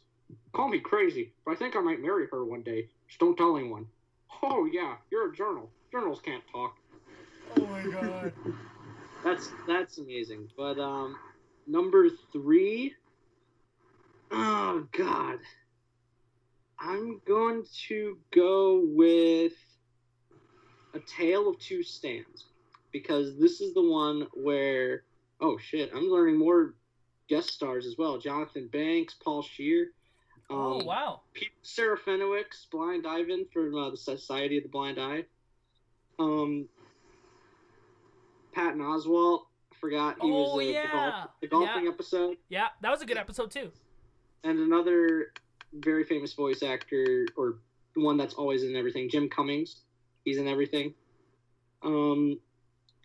But yeah, Tale of Two Stands, it establishes Stan and Ford right away, and you know everything you need to know about Ford and Stan. It feels like a very long episode, because it probably was longer. Yeah, it was like 30 minutes, I think. It's amazing. It's got some awesome jokes. Like, when he's like, I have a mullet, Stanford, a mullet. I had to chew my way out of a car to the back of a car, and I've escaped prison 3 times. It's like, oh, wow. But, yeah, it's like, oh, shit's going down. Like, why Stan... He kept that room secret. And if you remember, the pilot, you see Stan go behind the vending machine, and you know something's back there, but you don't know what it is. And you learned that in the season 1 finale, it's Stan's bunker, essentially. And you're like, oh, shit, Stan's smart. And he's got the first journal. That was a huge twist for me. I was not expecting him to have the first. I was not expecting that. The only real question I felt was unanswered was, how the hell did Gideon get the second journal? I totally forgot how he got it. Yeah. They never reveal it. Yeah, he just sort of has it. Mm-hmm. I guess he was just smart enough to find out one of the hiding places, because we know that Ford hid them very, very well. Yeah. And we saw Dipper found the third journal. That was such a terrible hiding place. I just want to say, for the third one. Like... Oh, yeah, with the tree. Yeah, I mean... It was Dipper was able to do it, like, just stumble upon it. So if someone was looking for it, I'm sure they would have been able to find it. And that creates like a plot hole, because Stan was looking for it for 30 years, but he never tried to check a lot of times the woods. Oh yeah, I forgot. They're in the first part of Weirdmageddon, when they're going through like the multiple dimensions, there's a dimension where it's them in live action. Dipper and Wendy. Yeah, who played them? And it's actually Jason Ritter and Linda Cardellini. Oh, is it? In costume, everything. That's amazing. I wasn't sure, because it's such a it was such like a fast moment. Fast. But like I thought it was them. DVD and everything. Yeah. And went through some awesome worlds. That was just awesome. For like a second. But my number 2 has got to be Weirdmageddon Part 3, because it's so good. Or actually no, Weirdmageddon altogether. Just because these 3 episodes, they are a very well earned finale. When you really think about it, it goes through every problem that they need to go through, they do it in such an amazing way, and it ends in like one of the biggest tugging at the heart endings ever. Yeah. And it made me cry at the end as well. I don't usually cry in TV shows either. It was. I thought the ending was I honestly couldn't have done it. I'm happy. It's like I see a lot of TV shows like Dexter and like what's another one I hated. Do not remind me of Dexter. I hated. There's so many shows that end. Hated that finale. That are so terrible. Yet Gravity Falls for some reason gave me everything I wanted in its finale. It was so satisfying for me. Much like Avatar: The Last Airbender. Which is another great show we could do an episode on. I've never seen it, so I've only seen the movie. No, you need to watch the show. You need to watch the show. You need to understand why so many people hate that movie. Yeah. You really do need to understand why people have such a strong response to hating that movie as well. It's for a very good reason. Yeah, no, obviously, like, there's so many good episodes. We could just, after we all list our top 5, we could just talk about the episodes and, like, little moments, really. I think that's what we should do. It's up to you guys, though. It's your show. Yeah, no, let's do it. But obviously, my number 1 is Not What He Seems. Because this is a show, this was the episode where you second-guessed yourself, and this is a kid's show. You're like, has everything been a lie? Yeah. I'm going to be honest. I doubted. Like, it really did make you question what has been the point of all of this. But then, yeah, when Mabel throws her arms up and says, I trust you, and it's like, this show just, it became more than a show. And there is plenty of fan art based on that moment alone. If you don't believe me, you can look it up, and it's quite amazing. Yeah. And that, for me, is my top. Wow. What about you guys? Top 5 for me, that's a difficult one. Number 5.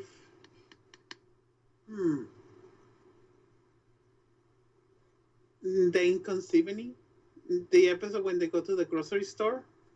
Oh yeah, the Inconveniencing, yeah. Sorry, that one. That's a good one. I really like that episode. Number 4 is gonna be Summer Wind. We just said I really like the twist that like the bad candy is the monster, especially when Sus gets out of the monster like alien, like I really like that.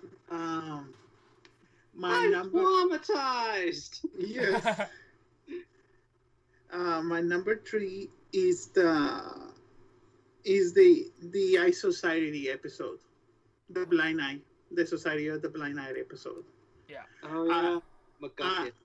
I really like because we get all of the. For me, it was a surprising backstory of Omen McGucket that I didn't expect it that we get. Especially one of my big questions of the whole show was answered in that episode. Why does everybody in the town don't notice these things? In that episode, answer is because that society has been erasing everybody's mind, so that's why no one notices of what's happening. Yeah, I love that. That was really, really cool. My number 2 is We're Armageddon Part 1, 2, 3, because I also see that episode as 1. And my number 1 is Not What He Seems. I really like that episode so much. Like all the reasons that Billy said, especially the reason that I just said about Sus, that I thought that Sus was the son of Stan. And especially with that twist that you think everything's gonna be like the visit, and also you think that he's a villain in that ending scene and the reveal.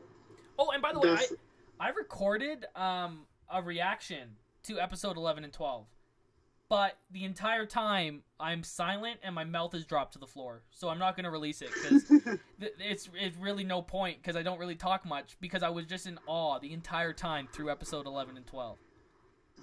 I told you they were good. You did. I know. It's incredible.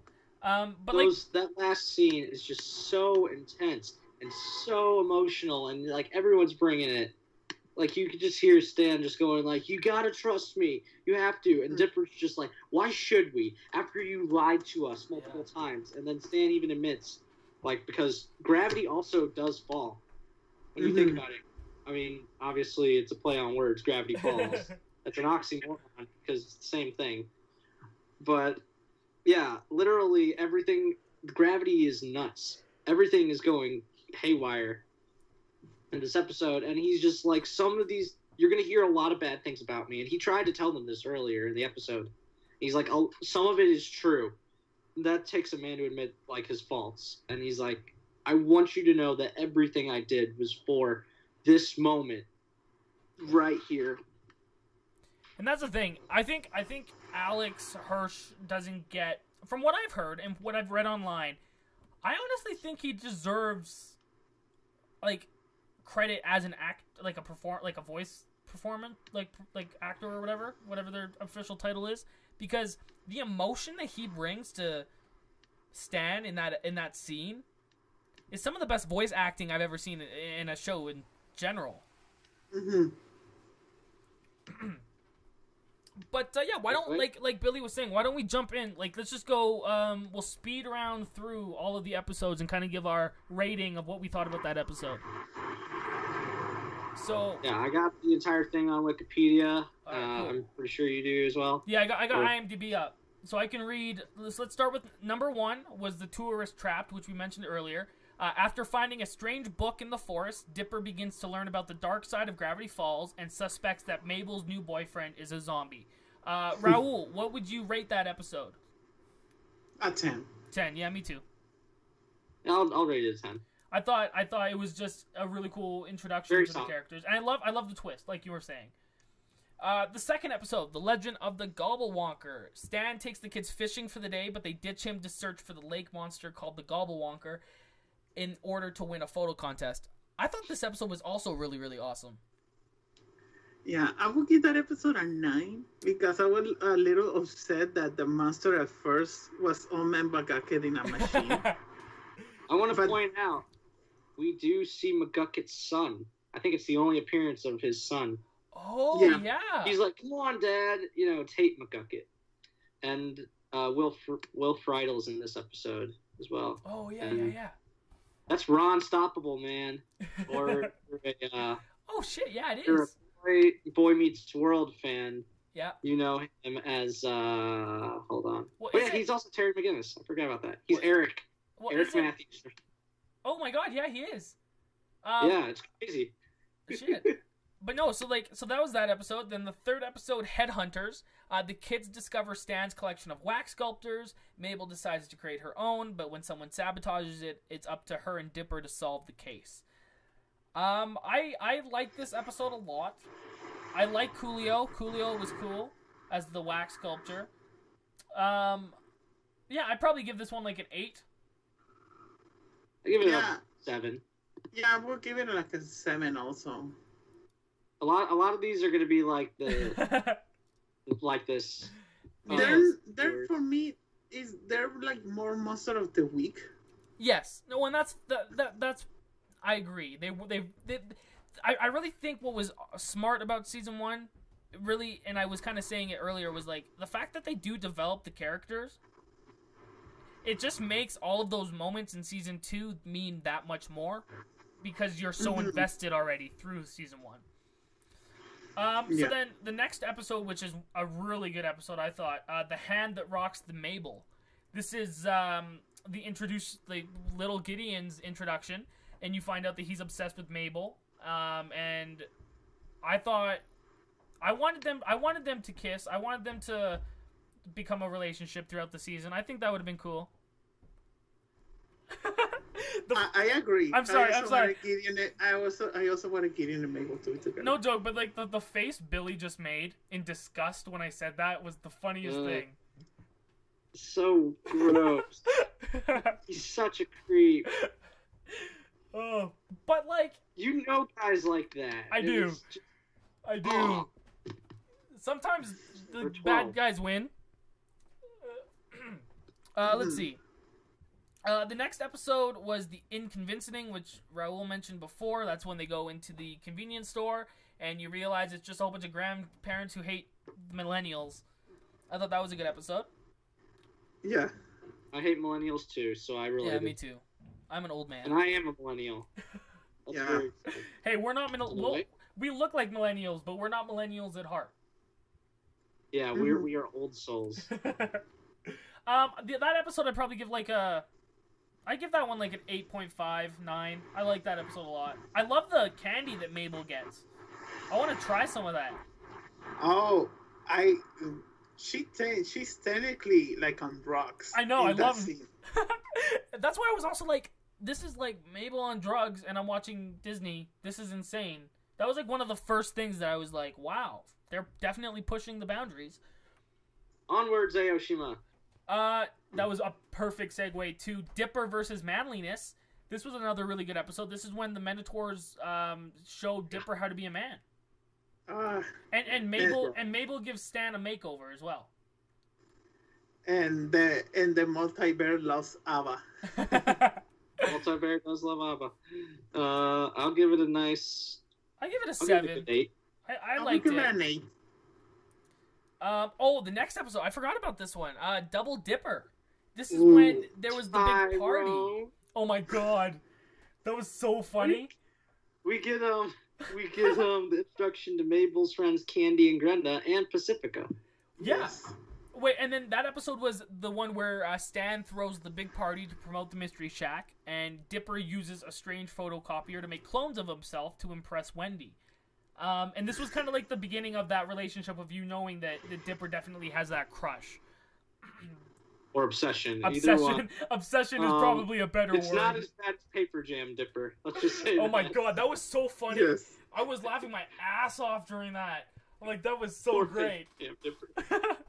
No, I love when Dipper says, but you're not going to reveal yourself because you're a clone and you're going to try to kill me. I was like, no, we're too smart. And then 10 minutes later, they're all killing each other. Yeah. I love that. I give this episode we also find out why his name is Dipper. Oh, yeah. Dipper is not his real name. And it's because of the acne on his forehead. I love acne that. on his forehead draws out the Big Dipper. Which is a terrible... Okay, wait a minute. I think I just found another loophole. Does that mean he's had acne since he was born? I don't know. He is 12. He's a prepubescent teen. But if his name's Dipper, he would have had... His parents would have given him the name when he was a kid, like, just born. No, like, his real name isn't Dipper. No, I'm gonna reveal that. What? Okay, did I miss something then? Yeah, Alex Hurst never revealed it on the show. He revealed it on the diary. Oh. His name is Mason. Mason and Mabel. Oh my goodness. That's why at the beginning there's an M, but it's crossed out. And then the rest you gotta figure out on your own. Mm-hmm. Wow. And it's very difficult. That's awesome. I just assumed his name was Dipper. That's cool. Nope. It's actually Mason, but everybody just calls him Dipper. It's like Shaggy. His real name's Norville. But everybody just calls him Shaggy. Shaggy's real name's not Shaggy? Yeah, it's Norville. What the fuck? Where have I been? Yeah, they call him Shaggy because of his hair. Oh my god. Man, I feel stupid. I did not know that either. It's okay. It took me a long time. Anyway, the next one is Irrational Treasure. This is, during Gravity Falls Pioneer Day celebration, the kids attempt to uncover a conspiracy about the town's real founder. I thought this was a cool twist. I was not expecting it to be that the rich bitch was faking it the whole time. The rich bitch is faking it the whole time. Oh my god. Who would have known? They need to put that on the Blu-ray cover. The rich bitch is faking it the whole time. I think they did that with a certain one, a certain rich bitch, but I'm not going to say which one. I think we know media enough to know. Anyway, this was a good episode. When the sheriff and deputy are chasing them, stop the secret. That was cool. I give this episode probably a 7. I liked it. Yeah, I like that episode. I will give it an 8. I'll give it a 7.5. I didn't expect it to be as funny, especially Quentin Tremblay. He was funny. Yeah. Okay, so the next episode was the Time Traveler's Pig. I give this episode like a 9 out of 10. I loved it. That's a 10 for me. Dipper ruins a chance to impress Wendy at a fair, forcing him to use a time machine to travel back and stop it from happening. And you meet Waddles, and I want a Waddles so bad. Yes. Waddles is adorable. Even that, I was just like, oh, he's so cute. He got like these fat cheeks, and as being a fat-cheeked person myself, I can relate. Let's see. Okay, and also in that episode when they reveal you that Blendon was there from the beginning. Yeah, I love that. I give it a 9.5. Yeah, I love this episode. Time travel big. The next one, Fight Fighters. This is Dipper's challenge to fight Wendy's boyfriend, T.J. Miller, and brings video game character Rumble McSkirmish to life in order to serve as his bodyguard. I thought this was a fun episode. I like the Donkey Kong moment. Yes, that was cool. I forgot about that. Even the side plot with Mabel trying to end Stan's fear of heights. Yeah. Of course, she like making fun of him and everything. That she's just like, no, we're gonna do this. And at the end, yeah, Mabel has a new fear. Yeah, I thought this episode was fun. I'd give it an 8.5. I liked it a lot. 9, I actually give it a 10. I will give it a 9. The next one is just because I had so much fun with this. Yeah, no, it was a good. I want to. You know what the bad thing about watching Gravity Falls is? I'll tell you right now. It's the fact that I want to go and watch it all over again, like right now. Who says we can't? Let's do it live stream. Watch all of the fucking that's so Gravity. Hilarious, dude. Can we do it? We'll have to just reenact it. Let's make a live action version of Gravity Falls. I'll play Mabel. Raul will play Mason. You'll play Seuss and everyone else because you're great at the voices. Oh yeah. Okay. We need a megaphone for Bill Cipher and a loud room for Uncle Stan. So the next episode was Little Dipper. This is Dipper finds a magic crystal with the ability to grow and shrink anything, but Gideon gets his hands on it and tries to get revenge on Stan to take the Mystery Shack. This is actually one of my least favorite episodes. It's because as someone of average height, I really did relate to Dipper, and I was just like, come on, man. Come on. Yeah. But I did find it hilarious when Seuss gets super small and the kids get small and they're in a pinball machine. Yeah, that was cool. I like that. And just Gideon messing with Stan.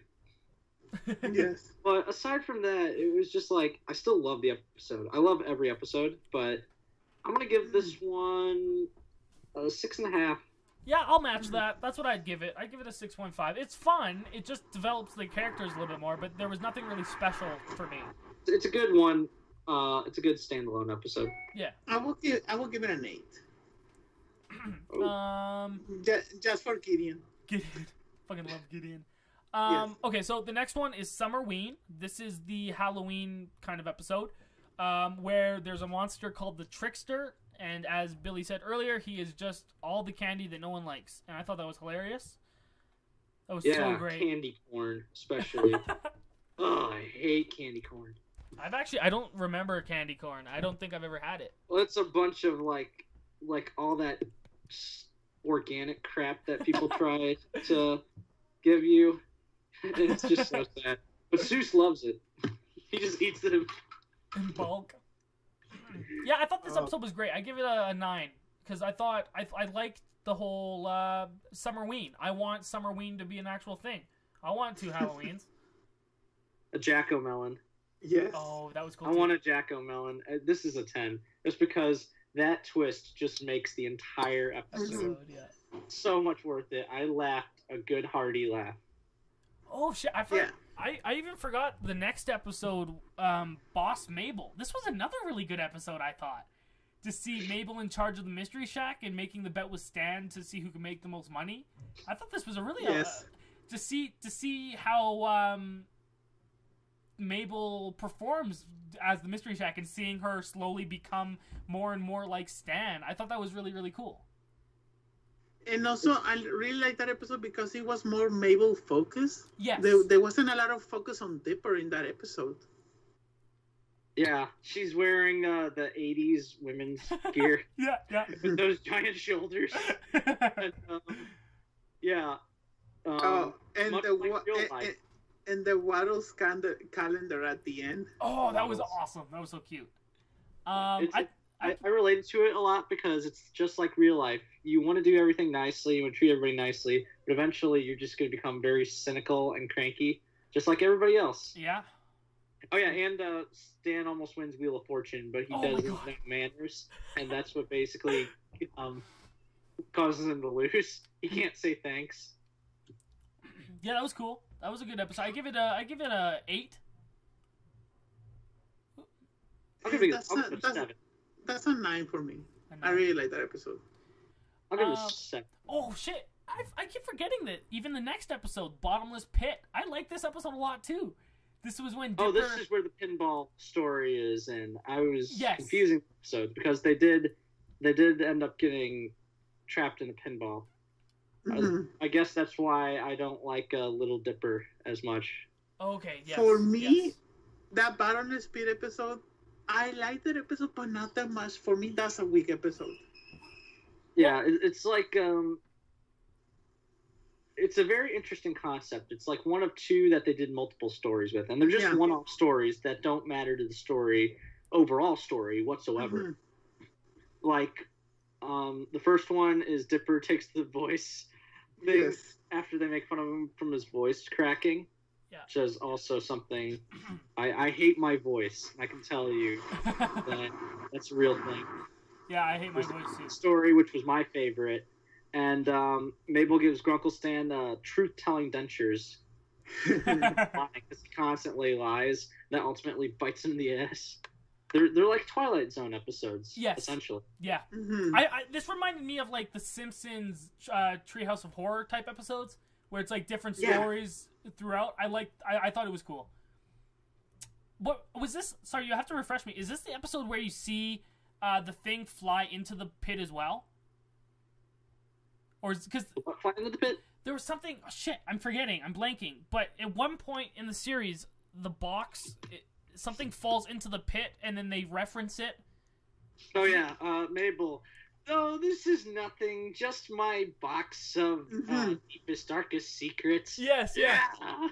I love that. And then it just turns out that it's not really bottomless. It's just one gigantic 30-minute.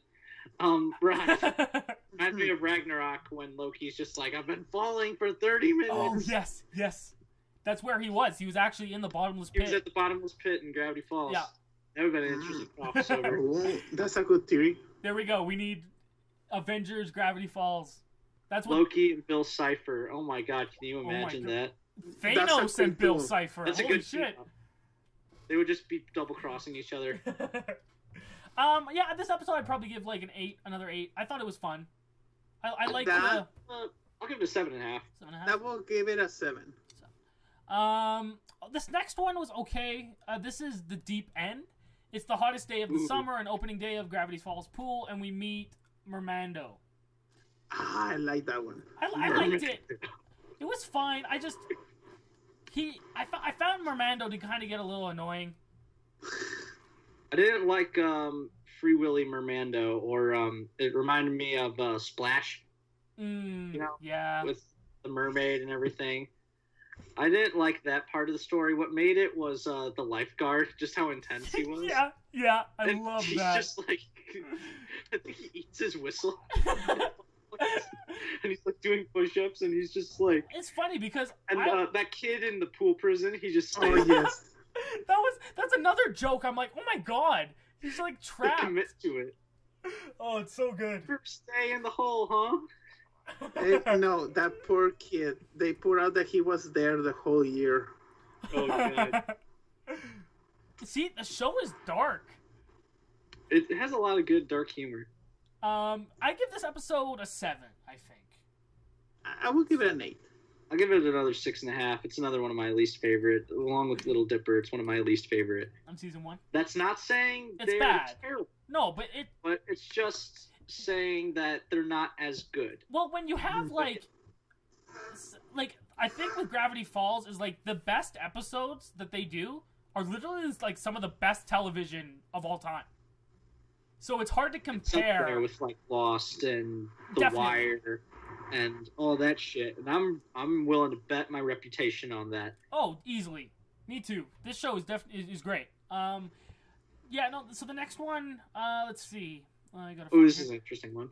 Yeah, Carpet DM. This is Dipper wants his own room and Seuss finds one in the shack. Stan makes Dipper and Mabel compete for it. Meanwhile, Dipper has found out that the shag rug inside lets you switch body with whomever you shock. It's just a big clusterfuck of just everybody switching bodies. Yes. Is when Waddles and Seuss switch bodies. God, that was so funny. And Seuss becomes Waddles, and he gets a girl. And Wendy's just like, hey, Seuss, can you get something? He just looks over. She's like, okay. And at the end of the episode, she's like, you're like a completely different person. Seuss is just like, are we going to make out? Like that. Yeah, it was good. And also, technically, that episode was another big clue because that room was Stanford's room. Oh, yeah, he made the rug. Mm-hmm. Yeah, I didn't realize that either. That's cool. I like that they turned it into the rec room, like the employee lounge, whatever, just the boiler room. I How terrible is that?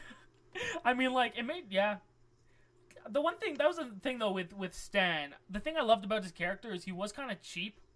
You know, like, he was so, like, into money that he was cheap, and I love that. Like, every expense, probably. I'd like to see that guy's taxes. Every time the tax came up, he would run away. I really don't want to see his taxes, because I'm sure he hasn't paid them in a long time. I'm sure he hasn't either. I'm sure he's like Wesley Snipes. Another dig at Marvel with Blade. No. I probably give this episode a 7. I'm thinking a 7. It was fun. This one is a great one. Oh, Lance Bass is the entire band. Shit. Oh, I didn't know that. Mm-hmm.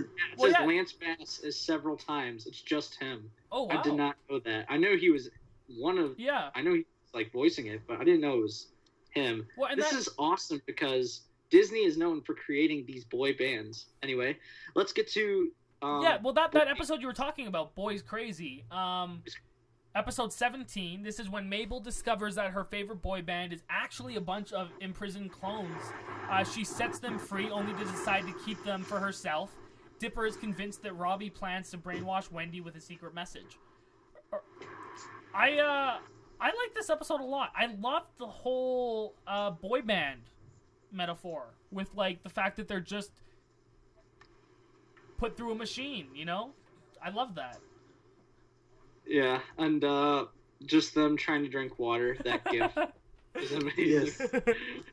I love them in the woods, and she's like, they're not going to last a week. Yes. Mabel, girl, what's up? They were great. Because it reminded me of the Backstreet Boys 100%. Like, they were. The personalities were perfect. It's literally voiced by one of the Backstreet Boys. Yeah. No, NSYNC. No, NSYNC. NSYNC. Well, the same thing. Same thing. No. 90s girls will tear me to shreds. That's okay. 90s girls can tear me to shreds. Sorry. I give this episode a 9. I love Boys Crazy. I agree. I give it that too. Also, I would give it a 10. Like, several times! So the next episode I actually thought was pretty good too. This was Land Before Swine. This was the play on Land Before Time, which is one of the best animated movies of all time. I need to Never say seen that. It. Holy shit, dude! Bring tissues because it's so sad. It's very sad. But yeah, this is a dinosaur goes loose in Gravity Falls and it snatches up Waddles, and they have to go find him, and they have to get him back.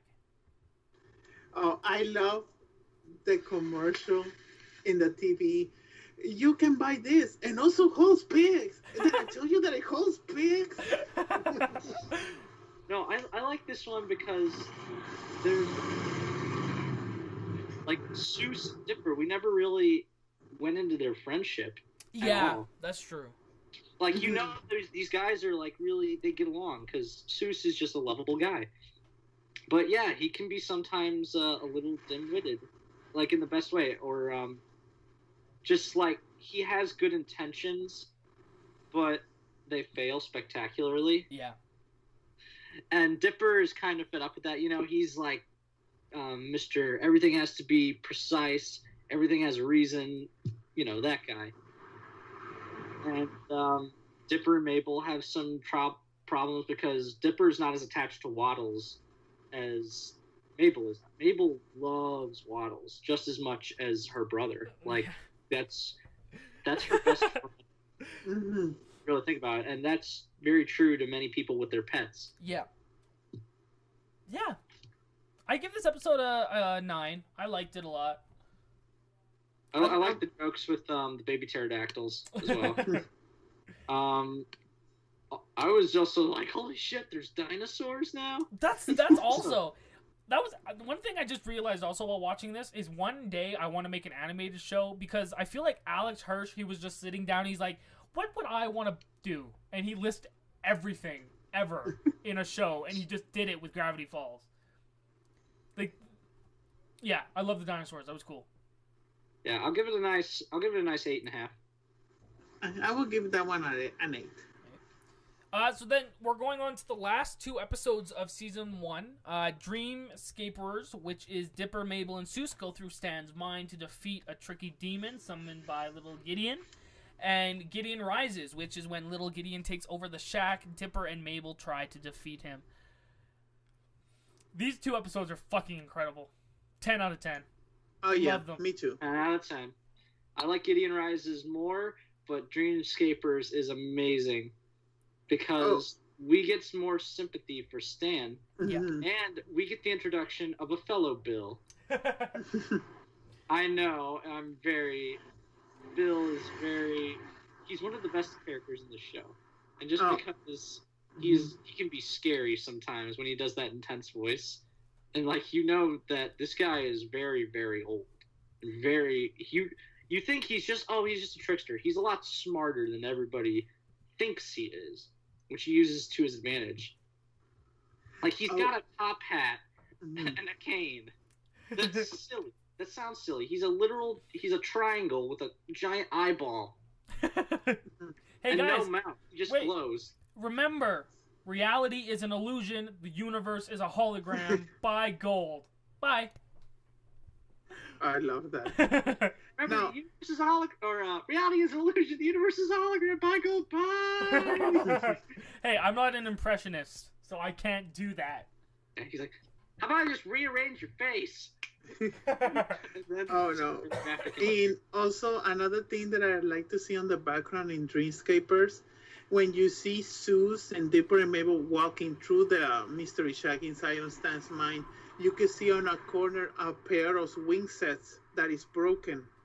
Oh. That's also foreshadowing about Stan and Stanford. Remember in the ending on episode 11, you see the 2 twins on the swing set in the 60s? Oh, yeah. Oh, wow. Shit. I feel like... Oh, God. I just need to watch this show like 9 times in a row and just catch everything. And after that, I'll probably have to watch it another 9 times to catch the rest. You know who Alex Hirsch kind of reminds me of? Like, what in looks? Kind of like Sam Basher. For some reason. They got the same wavy hair. I feel like Sam Basher is just like a distant relative of Alex Hirsch. In terms of looks, anyway. I'm looking him up here. Let's see. Yeah, you're right. Yep. Doesn't Sam I love Sam because Sam and Maude. Also, I mean, like, I know we're talking about Gravity Falls, but very quickly, you guys should go subscribe to the Only Stupid Answers podcast with Sam Basher and Rock Stars. Yeah.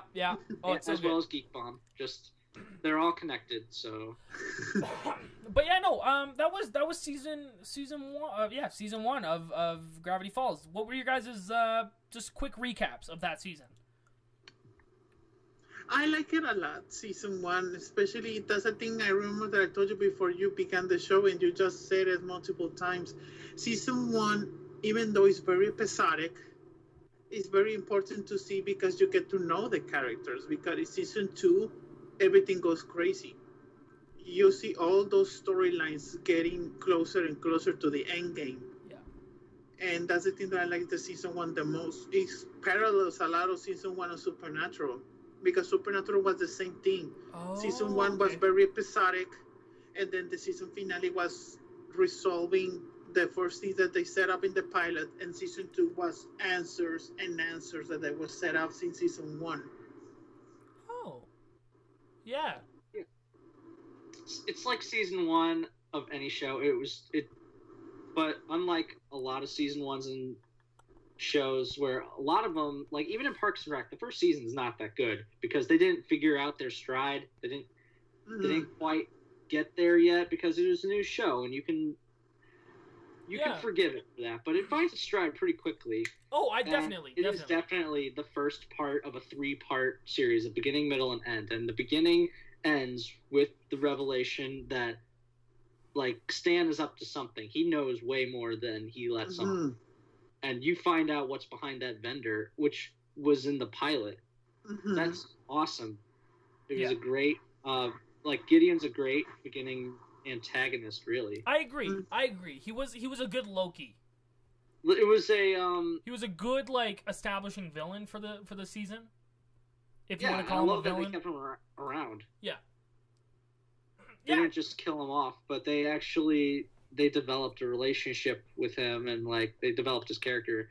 Very well developed characters. A good first season out of the 2 that we had, but yeah, once it hits its stride and once you're hooked, you're hooked. So it's very because like season 1 is act 1 of the show. Act 2 is season 2 from episode 1 to 11, and from episode 12.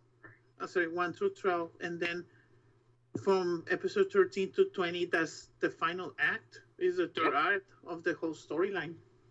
Yep, big things always happen. Yeah, I think overall I'd give season 1 a 10 out of 10. I'll give it a 9 out of 10. Okay, fine. That's good. It's very good, but not compared to season 2. Season 2 is definitely the seasons. Okay, I agree with that, actually. I'll change. I go 9 for season 1 because I'll probably give 10. Definitely 10 for season 2 because it's incredible. But spoiler alert! We liked the show. Yes. That was season 1. But yeah, why don't we go through season 2? We'll start with the very first episode. This is called Scary Okie. The Pines family resolves to get back to normal by throwing a Mystery Shack is back party. But nothing is normal in Gravity Falls. No, it is not. It's an awesome party, though. I would go. This is where we meet our second act antagonists, if you want to call them that. They're more like just like the government when you really think about it. It happens in any like extraterrestrial, supernatural thing. Of course, the government's going to get involved, especially the American government. And this is where we get Agent Powers, who's Nick Offerman, and Agent Trigger. Yeah, this episode was good. I don't remember what the main plot was though. Like I remember the party. They was fight it just zombies. That killed the agents, which was super dark. Yes, that's right.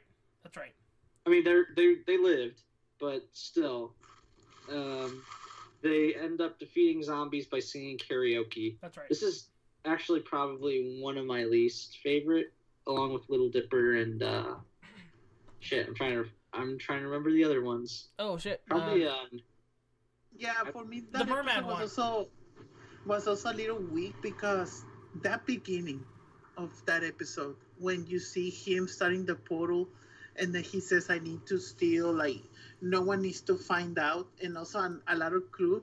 When Stan pulls out a glove, you can see that it has a finger loose. That was another clue. And when you see the government guy seeing the radar and says, oh no, this hasn't happened for 30 years. We need to go to Gravity Falls. I was like, oh my God, this is more bigger than the town. I remember that scene I liked that much. And then I got so disappointed with the party and the zombies. I was like, I thought we were going to get more about the government. Wanted to discover more about Gravity Falls. And see, that was my main problem with the show. That right there was the fact that I wanted, because they introduced it so well in the first episode where it kind of just staggers till the second episode, I guess. But I'd probably give this one a 6.5. It was fine. I would give that episode a 6. It's awesome. Like I said, I like the beginning of it, like how you see Stan in the bunker. But yeah, it's just like the zombies. It felt just like it ended up being another Monster of the Week episode, I guess. Yeah, and also another Rick and Morty thing, when Stan is seeing the portal and then he has a mug and a pencil, and then they go through the portal, and you see that portal open up in a Rick and Morty episode, and you see that Mystery Shack mug and that pencil. That's another connection between Gravity Falls and Rick and Morty. Oh, wow. Did the pencil become Pencilvester in Total Recall? Mm-hmm. Yes, that's one of my favorite Rick and Morty episodes with all the characters. I've seen a couple episodes of Rick and Morty. Baby Wizard. I've never really watched Rick and Morty is brilliant, dude. Mm-hmm. It's awesome. But yeah, so you can binge it pretty easily. But yeah, the next episode, which was on my top 5, Into the Bunker. This is when Dipper's secret journal pages lead him to the gang of the author's hidden bunker. They find themselves coming face to face with a mysterious figure, played by Mark Hamill, from Gravity Falls history. I thought this episode was awesome because I think this is the episode that reminded me so much of Lost. Oh, yeah, and also that episode reminded me also of The Thing. Yes. Yeah, it reminded me, like, it's Desmond's, Yes! Dharma place. Yes, I forget what it's called, but it was one of the Dharma Initiative stations. I forget what it was called, because they all had names. Yeah, I forget. But it reminded me of Desmond's thing. And, yeah, the sideline, by the way, in one of the season 1 episodes, I forgot about the side plot with Robbie, trying to subliminally message Wendy, which was ironic because the show subliminally messaged us with the backwards talking and everything. Mm-hmm. Yeah. And she breaks up with him, and then Dipper's just like, oh, all right, he's trying to make his move or something. And she's just like, all men are the same. I'm just like, okay, just move on. Nobody cares. Nobody really cares. Oh, and also Wendy versus evil Wendy. Yeah, oh, that was a good scene also. Yes. Yeah. Anyway, finally get closure on Dipper. I mean, this was one of the things that irritated me. Dipper and Wendy, because that's weird. That's just weird. Yeah, I give a show that has flying eyeballs, giant robots, gnomes, all these crazy shit. Ugh. Yeah, I give also, Mark Hamill's a villain. It's like all he ever does. Hey, went from Luke Skywalker to like the Joker. Are you saying that Luke Skywalker is going to be a villain in Episode 8? That's just a theory. A gay theory. Or a gay theory. But I like game theory. Yeah, I give this episode a 10. I thought this episode was awesome. Yeah, I will give that episode, dude. I will give that episode a 10. Talking about Troy just said that episode 2 should have been the premiere. Yes, agreed. Mm-hmm. Yeah, and then Karaoke could be the second one. Mm-hmm. Yeah.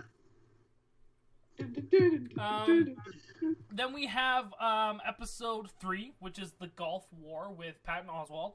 Yes, the whole golf ball war. After being belittled by Pacifica too many times, Mabel challenges her to miniature golf, which gets out of control when some of the golf balls decide to fuck things up. I love this episode. This was good. This was a funny episode, I thought. Very funny random ass episode. It was. Oh, it has one of my favorite scenes with like the John Henry golf ball. That's like, I gotta go back in there.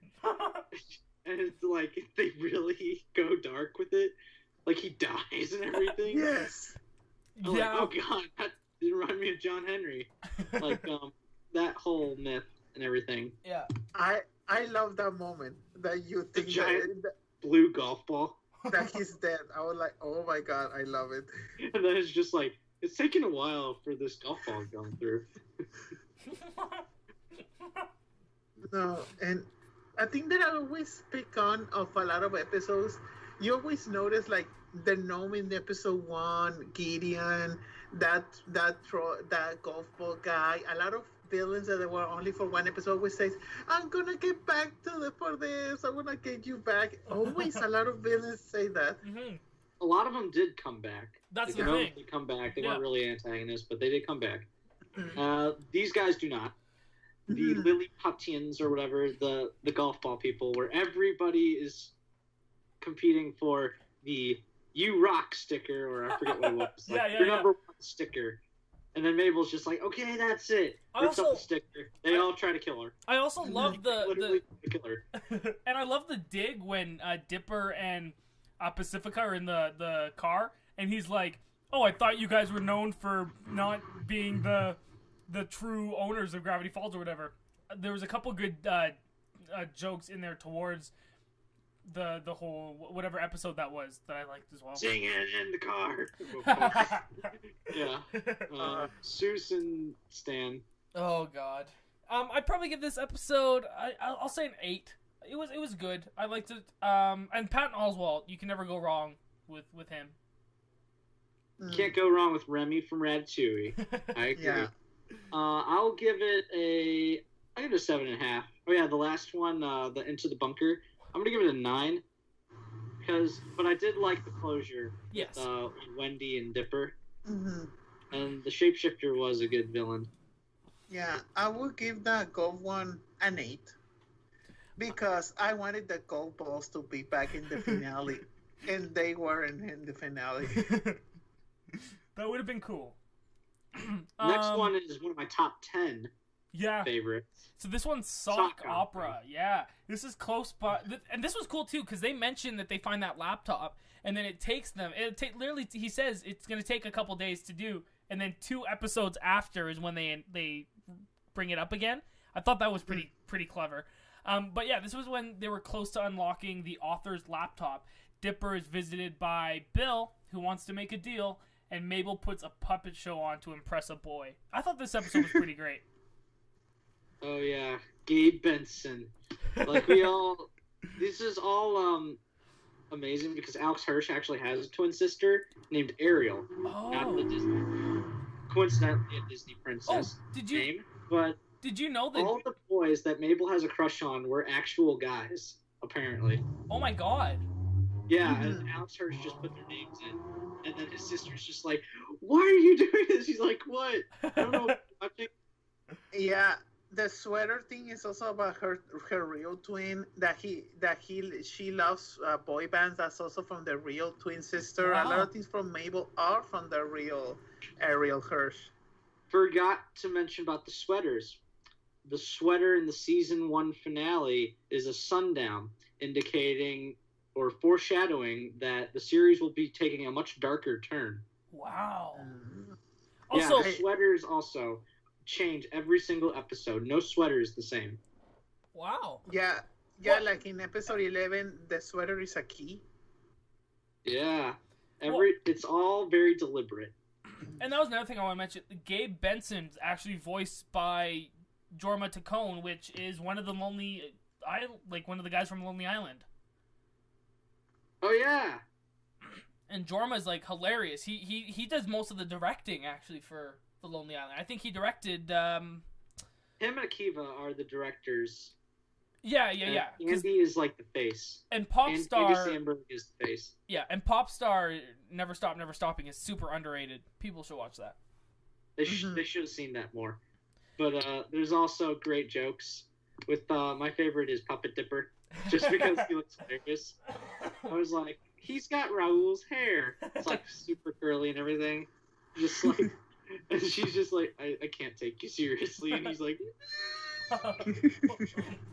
And one of the lines in the play is terrible, but it's so funny.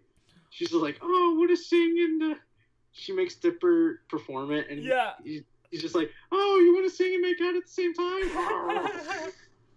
No, I love when Mabel, I cannot stay because I have to go in the war. Oh, and he has magic, he has muscles. He's like, come on, Mabel, really? But also Bill Dipper. Oh yes. And like I said, and Bill, as always, was just menacing in this episode. I probably give it in his weird obsession with puppets, just like he kisses the puppet. It's very strange. Yeah, I'd probably give this episode an 8.5. I liked it a lot. I give it a 9.5. I really liked it. I would give it that one a 9. I really like that one also. So anything with Bill is yeah. Let's see here. So then, the next episode is Seuss and the Real Girl, and we kind of went through that before. But that was when Seuss makes a promise to his grandma that he can find a girlfriend in 1 week. This is also the episode that we get to know Seuss's father story, right? Yes. No. What episode was that? Not until much later. Yeah, but, that's I don't remember. Blended. Finds a girlfriend. He's doing it for his cousin Reggie's engagement party, even though we never see Oh, his cousin Reggie. yes. Yeah, I remember now. That's crazy, dude. This episode was fun. I like Seuss. Seuss definitely made this episode. As he does almost every episode. Because that episode is her, Lars and the Real Girl, and Five Nights at Freddy all in one. Oh yeah, that pizza place. I forget what it was called. That was a real pizza place. Oh. By the way, that's not Chuck E. Cheese. That was Chuck E. Cheese's competitor, and Chuck E. Cheese actually bought the place. Oh, wow. In the late 90s, Charlie's, I think, is the pizza. Charlie's Pizza, yeah. It was a real place. That got bought out by Chuck E. It Cheese? was a big thing in the 90s. Wow. Yeah, I did some research in that, and it was like, whoa. Those animatronics were very scary. Well, and then the title of this episode is based off of that Ryan Gosling movie, Lars and the Real Girl, no, right? Mm-hmm. Which is a great movie. Yeah, and I like the fact that it deals with a lot of guys that rely too much on the internet, and there are people like that. Oh, 100%. Like, look at It's Blade Runner. very sad to me. That makes me very sad. Blade Runner 2049, he had a girlfriend. It makes me question, I'm like, am I one of those guys? Am I a Seuss? Have I not seen daylight in over 48 hours? Wait, well, here's a good question. Would you guys... So, like, this is kind of like her. Would you date a girl that was, like, on a computer? That was, like, a program? No. I feel like... I'm not even if I was desperate, I would.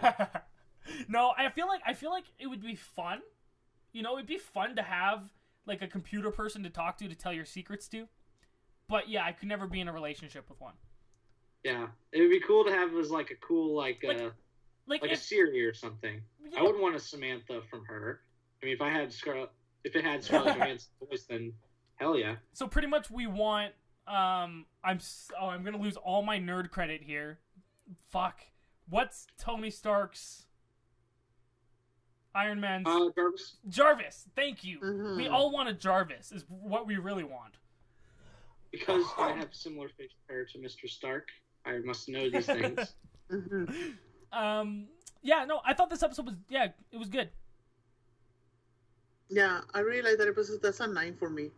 It's one of my favorites. I tied it with Gideon Rises. It is a 10. I'll give it a 9. I'm with Raul. I liked it a lot. Also, Sue gets a girl. That's true. Yes. And girl, she's awesome. Yeah.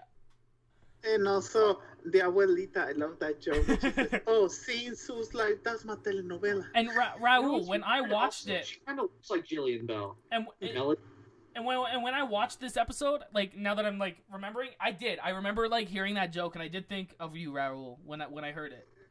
Yes. I'm like, that's a great fucking joke. Raul is abuelita. Oh, no, the other joke that I love from that episode that I forget, one of my other favorite moments of abuelita, and because Sue's, I don't want you to be alone, and then I'm gonna go to heaven, and then you're gonna be with my grandpa. No, he's in another place. Oh, that was a dark joke. Oh damn. Oh yeah. Next episode is the sequel to the Twilight to the Bottomless Pit. Yes. In a couple ways, a spiritual sequel. Yeah, this was the Everybody Wants Some to the to the Bottomless Pit. This was to little the Dazed and Confused of the Bottomless Pit. This was Little Gift Shop of Horrors. This was Stan tells a series of tales to an unlucky customer at the Mystery Shack after hours, which was cool. Oh yeah, this was the episode where it was us, right? Yeah, this is one with Smart Waddles. This was cool. Neil deGrasse Tyson as Smart Waddles. Yes. Yeah, I like that episode.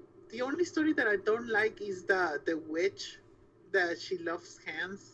Oh, yeah, Stan loses his hands. Yeah.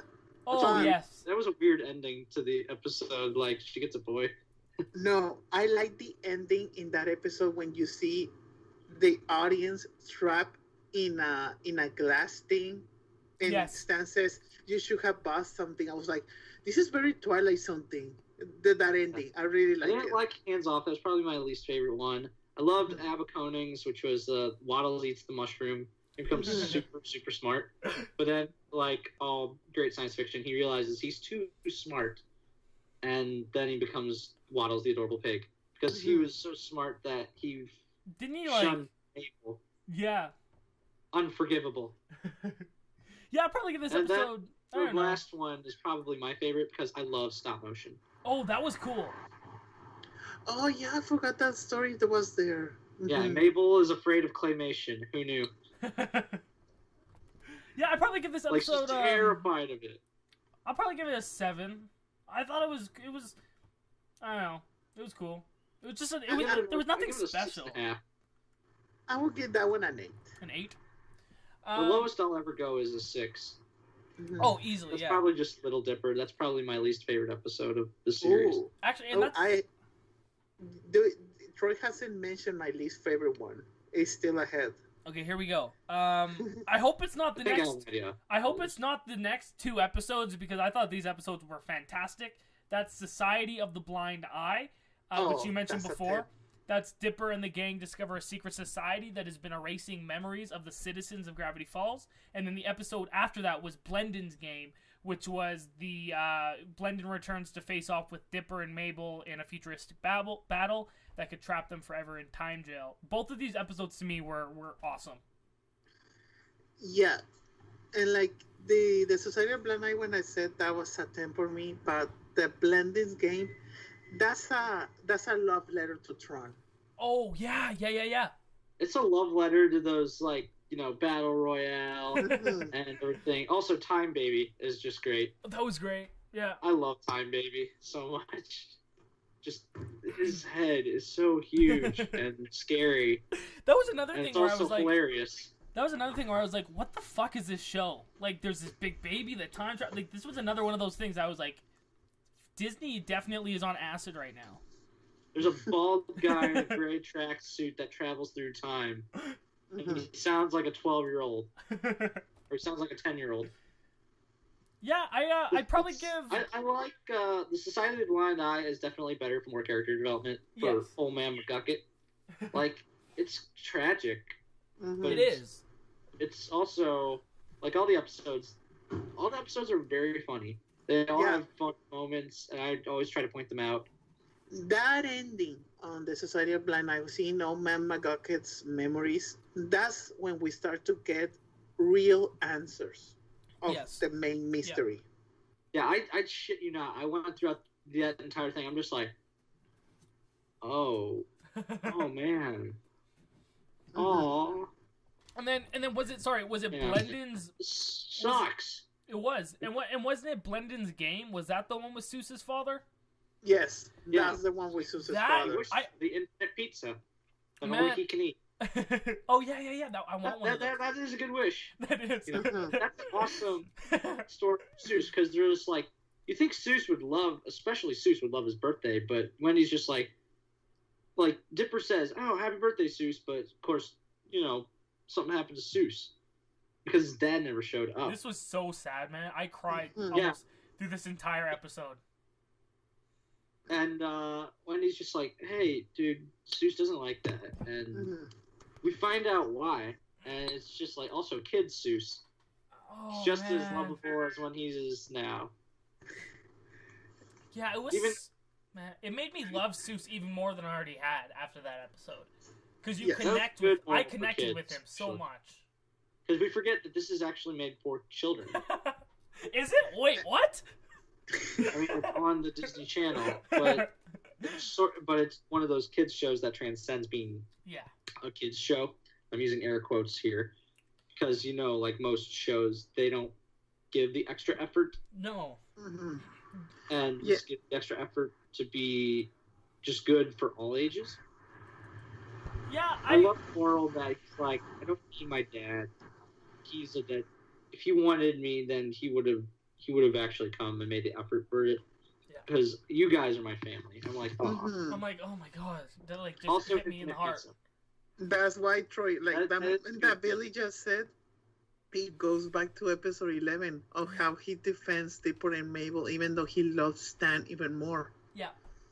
No, it's true, man. Speaking of which, I'm going to guess this is one of your least favorite episodes, either this or episode 13.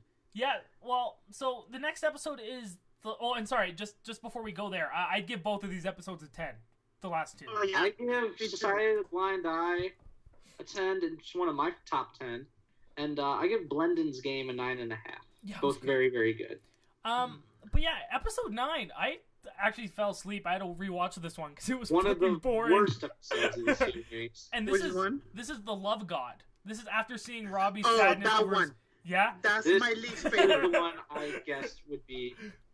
That's my one. That's my least favorite, even though I love the show so much. That's for me. That's my filler episode. I fell asleep. For me, this is a filler episode. And it focuses on Robbie. Your favorite character. He gets a new girlfriend, Tambry. I mean, honestly, if Tambry was a real girl, then I would be like, okay, she's cute. Yeah. But also, Thompson makes the episode, though. Thompson was the best part of that episode. Yeah, because he gets in trouble and everything. I think he's shocked. Yeah, this episode was just boring for me. Nothing really happens. It has some good, heartfelt moments, like when the gang gets back together and they're like, Robbie and Robbie have reconciled, they've become good friends now. I mean, even though technically Tambry and Robbie were tricked into liking each other, and they don't ever reverse that, it's still you know what, they are good for each other, I guess. I mean, Robbie's just a weird-looking dick-nose person. And also, I didn't like that episode because technically nothing happens in that episode. There's a fat rocker guy that kind of reminded me of Meatloaf for some reason. Wait, I felt like that's something Meatloaf would do, just become Cupid. I don't know what I read. I read it maybe on IMDb in the trivia or something, but there was a role that Meatloaf was supposed to, they wanted Meatloaf for in the show. The Love God, the actual Love God. It might have been him. Definitely tailored for Meatloaf. Because he kind of looks like him. Yeah, I give this episode a 6. That's the lowest I'll go. No, that episode for me, that's a 5. That's my least favorite episode. This is definitely a 6. Yeah, I give it a 6. Sorry, Love God. We just love you. Yeah. Now, this next episode is the Northwest Mansion Mystery. This is when Pacifica invites Dipper over to her mansion to help get rid of a ghost. And they're scared of their reputation being ruined or some shit. I don't know, this was another kind of filler episode for me. This is actually one of my Unless I'm forgetting something major that happened. I don't remember it. Or it's also called the Northwest Mansion Noir, because there's actually 2 parts to the episode. I don't remember. Can you refresh my mind? And I love this episode because it actually makes you sympathize with Pacifica really bad. Which you hated this character, she was the blonde bitch. Blonde bitch. And, you felt like she was very spoiled. She had a very good upbringing. By that, I mean, she had the advantage of being in the upper class. Not many of us are in the upper class. I'm middle class. And majority of people I know are in the lower class. or same as myself, but very, very few are up there like, Bill Gates, I think Donald Trump. I hate that comparison, but he is upper class. And I mean, like, I think the only reason I didn't really like this episode as much as the other ones was Stan did not appear. Like, he wasn't in this episode. Yeah. Stan is not in this episode. I like it because I really liked Dipper and Pacifica's arc. I like Pacifica. I did like how they kind of made you sympathize with her a little bit more. I definitely yeah, I don't know. I don't really remember this episode. That's what I'm basing it off of. I don't. A moment for me that is very dark in that episode is how the father controls Pacifica with the bell. Oh yes. Yes, that was fucking great. Sorry, yes. That's all you need to know about why she is the way she is. Sorry. She lashes out at everybody. Now that you said that, yes, I loved that part of the end of the episode when Dipper's talking with her and with the bell. That was fucking that was even dark for me too. I was like, wow.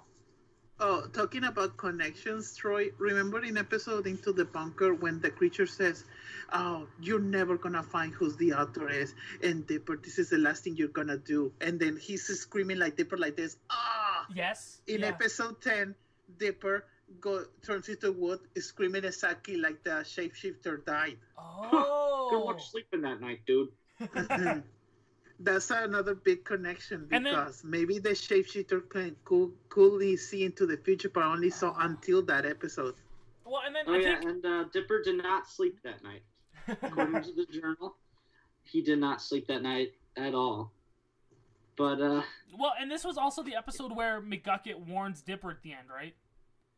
Yeah, McGucket starts to figure it out. You actually, for a while, I actually thought that McGucket would have been the author when you really thought about it. That would have been. Like, is he crazy is he just crazy, or is there something that made him because of the It's because of the gun.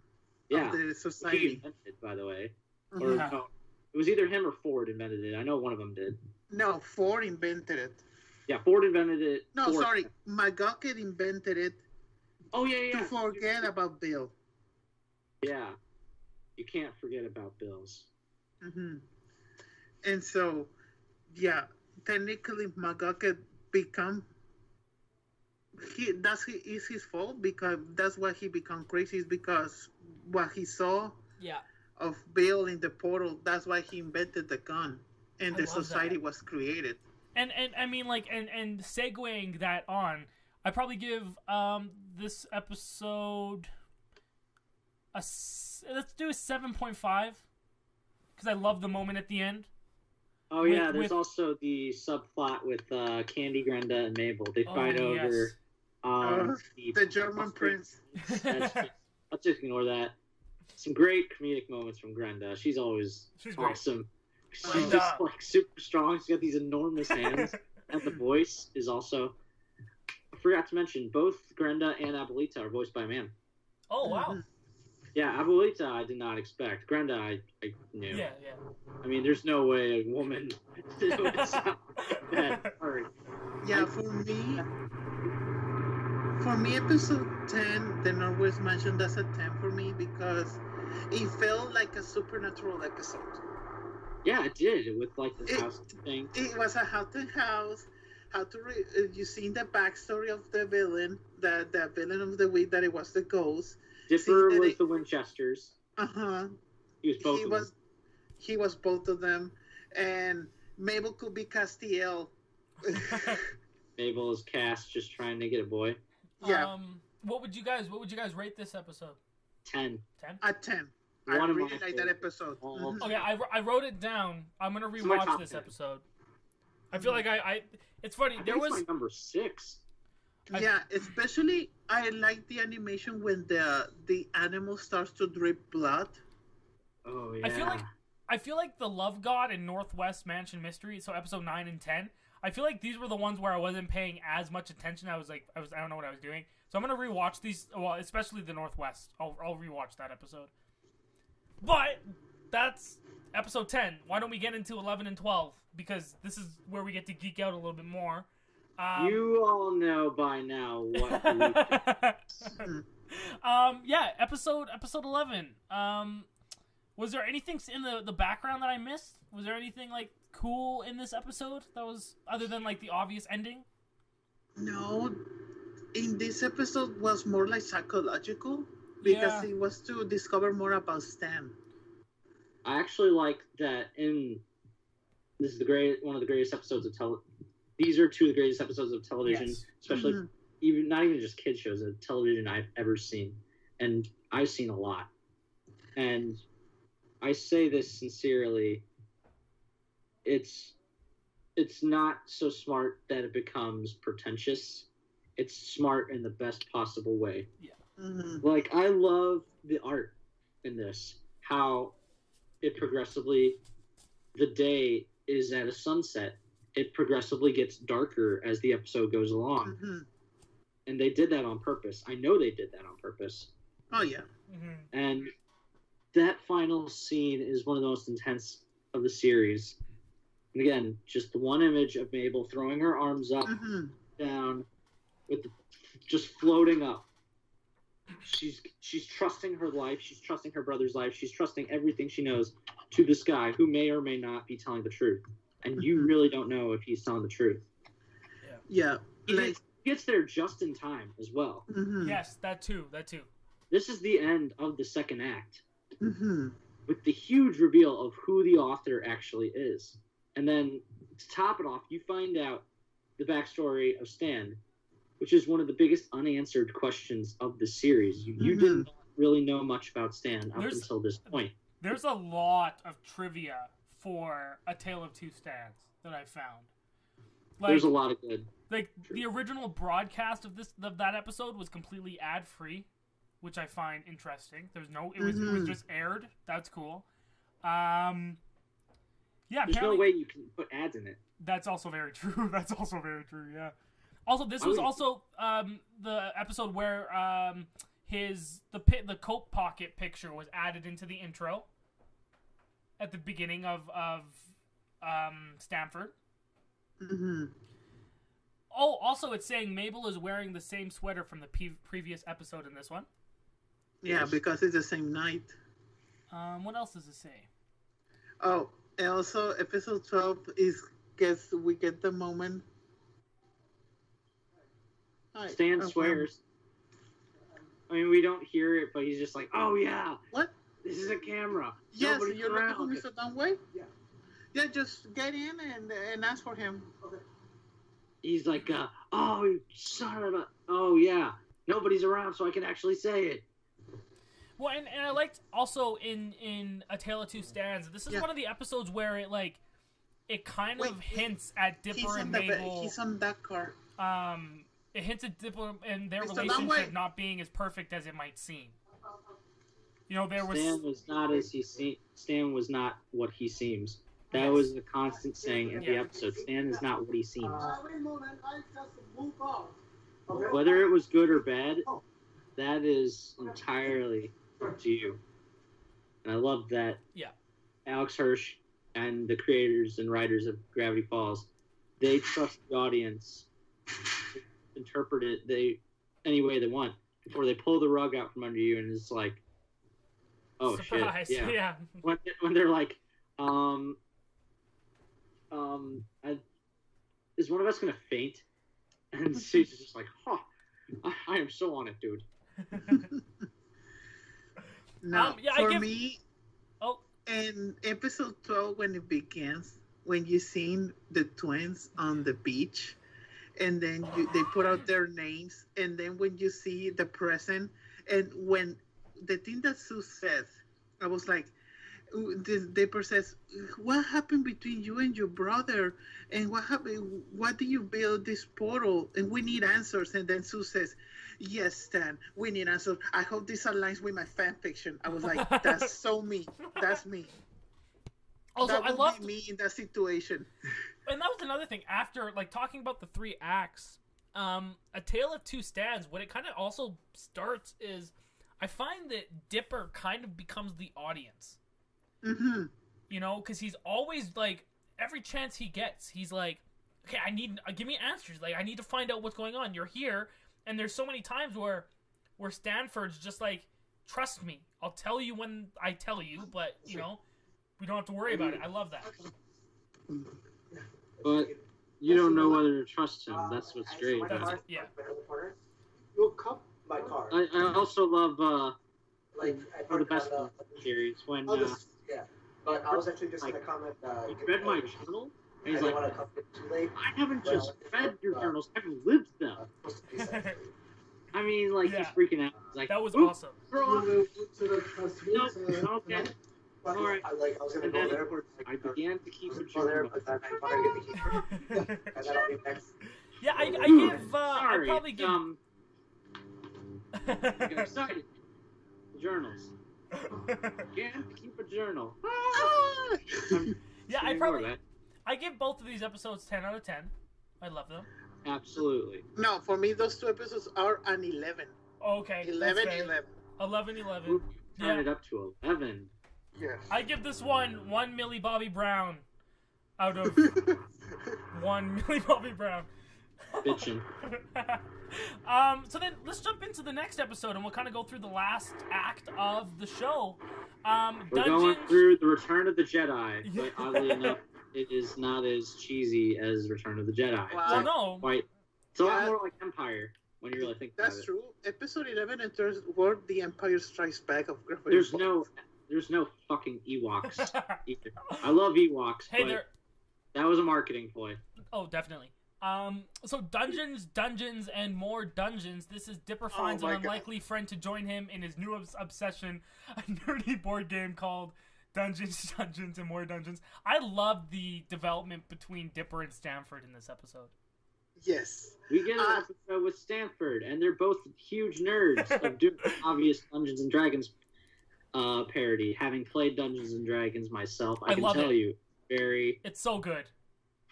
I have never played that game, but oh my god, that episode was so fun. A lot of it called risk and imagination, and it's a lot better than it seems. It does. And there's a show that they've been watching on TV, fake TV, much like Rick and Morty. The fake shows are also great. They are so funny. There's a show called Duck Detective. Oh my god! It's literally a Sherlock Holmes duck. And they're trying to watch the finale. That's the entire episode. Like, Maple and her friends and Grunkle Stan are trying to watch the Duck Detective finale, but begins ensue, and then they just gotta save Dipper from Weird Al Yankovic's Wizard. No, for me, 90s. We never talk about when they. Oh, the 90s Dungeons and Dragons. Oh my god, that was very decided die. I want one of those. That was amazing. Now, for me, probably blow up a universe or something. My favorite moment of that episode is when they're watching the detective finale, because I love that moment so much. Because, detective, we need to find. We never find out who shot you, and then you hear that someone stumbles that helper, and then you hear quack, quack, quack, quack. I come to finish you, twin brother. And then Mabel says, wait, that was the twist? That was the reveal we're waiting for? And Brenda, I knew it! And then Sus, I predicted that a year ago. I was like, that's me. Also, I'm so meta. Also, like, a really cool Easter egg for this episode, which I'm just remembering too, I think, was, so when Stan, he makes a comment, so there's those fairies in this episode. I believe at one point he hits one of them and the fairy says, "Hey, look, listen," which is from Zelda, which is with listen. Listening. Which I thought that was really cool. When Grenda kills one of the trolls and then Stan says, "Don't worry, what happens in the woods, no one will know," and then they wink the eye, but the police is not here. But I agree, also, though. for you to know the backstory of the detective moment, when that was so funny. When Grenda says, "Oh, what a ripoff," and so says, "I predicted that a year ago." That line, Alex Hirsch put out that line because a lot of fangirls and fanboys in a Comic-Con a year before that episode they make a big theory about it. They already knew about Stanford and the twin reveal. They made that theory a year before Alex Hirsch he already had written that episode, but it hadn't been animated yet. Yeah. And so, in honor of all the fans that figure out the mystery, he put out that detective reveal in those lines because that was so meta. That's awesome. So yeah, I'll probably give this episode a 9. For me, that's a 10 episode because of the detective moment. Which is that's a good moment. I'm gonna give it an 8. Especially Troy, because when I saw that episode, I laughed my ass off. When I saw that episode with the detective, and also with the 4 reveal, that was 2 weeks before the series finale of Pretty Little Liars. So Gravity Falls was already foreshadowing me that was going to be another twin reveal. That's amazing. So then, yeah, that was episode 13. We'll go on to the next one, which is the Stan Chariot candidate. This is the episode where everyone's running for mayor. Everyone is running for mayor. This is also the return of Gideon. Yes. My boy. And he finally makes his deal with Bill. Mm-hmm. I like that part of this episode. I could have gone without the whole mayor plot. Honestly, it was kind of boring for me. Get him. Got it. But again, it made sense with the story. So yeah, it was. I don't know. I give this episode a 7. It didn't really do much for me, I guess. I will give it an 8 because I love how Gideon. Every Gideon episode I like. Honestly, it's okay. Like Stan is a terrible candidate.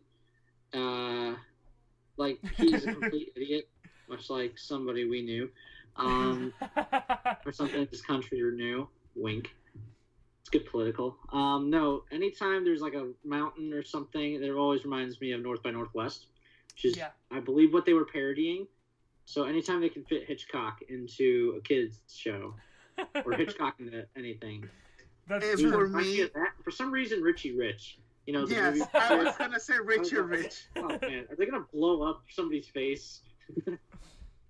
Because that'd be awesome. A lot of heroics and. Oh, another dark joke that I forgot to mention in episode 10 in the Northwest Mansion when the mayor comes in and then there's some like birds. I forgot the name of those birds that they always like to eat dead meat. Oh yeah, the bird seed. That's also how I want our elections to go. We just throw bird seeds. No, Billy, those birds that like to eat dead people. I forget the name of those animals. Like crows? Yeah, like crows. Like you see the mayor come into the mansion, and then Mr. Northwest says, and those things. Oh, don't worry, they always come with me because he's 100 years old and he hasn't died yet. Yeah. I think vultures, maybe vultures. That one, vultures. Thank you. I like that dark joke also. Oh yeah, I totally forgot about the head, this giant Stan head. Oh yeah. Yeah. That said originally I heart kids, but the H and R flew off and it says I eat kids. Yeah. And it's like very scary looking, and I'm pretty sure he scars people. Yeah, that moment was in the Love God episode. Yeah. Yeah. Yeah. Oh yeah, I forgot about that. So yeah, that was that episode. That was episode 14. Episode 15 was the last Mabel Corn. This is I love this is a good episode. This is when we find out the backstory between Stanford and Bill. Yes. But I love the unicorns. Punching the unicorn. Those unicorns made the episode. Yes. Also, do you guys I'm reading some of the board games that were in this episode. You had Connect 44, Necronomonopoly, Don't Wake Stalin, Imperfection, Stadiad Hippos, also What Could Go Wrong, which was a parody of Jumanji. Funny because the movie's coming out soon. Tie-in. It's happening, Raul. Nobody's going to see it, but it's happening. that movie is already nominated as my worst movie of the year, and I haven't even seen it yet.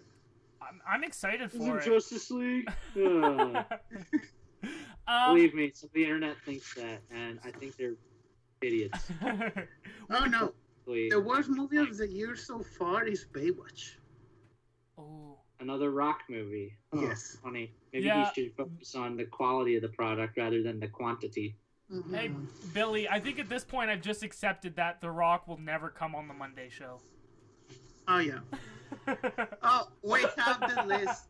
The Rock, Doug Benson, Celeste Bell, Beth the Bell is also, I believe it's a man. But I love that the unicorns are like, yeah, we just do that crap just so we can get on this. So they're con artists, essentially. Yes. Also, unicorn hair is great for raves. Yes. But I love how dark it is, just because they're like covered in like it's presumed to be blood. Yeah. I thought this episode was good. No, especially I was talking to Billy when you get in the batteries. One of my favorite end credit scenes is when Bill is seeing Stanford and Dipper protecting the shack, and then Bill says, "Oh, so I cannot possess anyone inside the shack. Maybe I had to do it on the outside." Yeah. And then you see his side with all of the people of Gravity Falls. I was like, "Oh my god, I love him. I love Bill so much." Yeah, man, this was a cool episode. I give this one a 9. I think this one was a fun. I give it a 9 as well. Yeah, that's a 9 for me also. So then there's 2 more episodes before we get into the finale. The first one here was Roadside Attraction. This is when Stan takes the kids on him to a road trip to sabotage all the other tourist traps. This one was okay. I don't remember a lot of it, though. I gotta look it up. I remember the spider Californian lady. Oh, yes, yeah. Candy's random crush on Dipper, and Dipper randomly getting girls' advice from Stan. Just a terrible idea. Yeah, I like Dipper, like getting another girls, but I didn't like Candy interested in Dipper. That was very cliche. No, that just came out of nowhere. It did. It came out of nowhere. For me, I didn't like it at all. This was also an episode that did not feature Stanford. Oh, yeah. I mean, granted, majority of them didn't, but a lot of them at this point, you would expect that Stanford would be in all of them. Mm-hmm. Nope. He just sometimes appears, sometimes doesn't. Yeah, but, that's the road trip episode. Honestly, one of my favorite episodes. That's a 7 for me. Slow, not many memorable moments. There are some. There's always a good joke in every single episode. I always try to remember. Oh, I remember. There's a deleted scene that it never came out in the episode. In the finale of that episode, you see Sue strapping a mace in a corn maze. Oh, yes. Sue's the corn maze. Yeah, the final scene was going to be, there's like a storyboard that I found out on Tumblr that a helicopter sees Seuss, and then the guy says, "Do you need something?" And so Sue says, "I'm hungry." And so he lets in a sandwich, and then Susie's eating, and then the guy says, "Do you want to get in? We can take you home?" And Sue says, "No, I'm okay. I'm gonna finish this sandwich." And the helicopter leaves. That was a deleted scene that they never put out in the episode. Oh yeah, the gondola, whatever. Oh it's like super slow gondola. It's on purpose. Yeah, I don't know. What would you guys rate this episode? Yeah, this episode's honestly, it's a 6. That's a 7 for me. I'll go in the middle. I'll go 6.5. Yeah, it's one of the least. It's probably the last. It is. Episode. Because all of the episodes from now on are fucking amazing, I think. Yeah. So you have episode 17, Dipper and Mabel versus the future. Oh my god. This is a huge one. Because episode. You forgot one. There is a crack, and there's something that is able to withhold Bill from entering our dimension, and it's essentially in this snow globe thing, and it's cracked a little bit. Now Ford is trying to find an adhesive for it, and it is very tricky. It is the biggest one yet, and of course, it is a giant UFO is in Gravity Falls. That was another thing. I was like, UFO, and they have alien technology. Yes, no aliens. And they actually do. Yeah.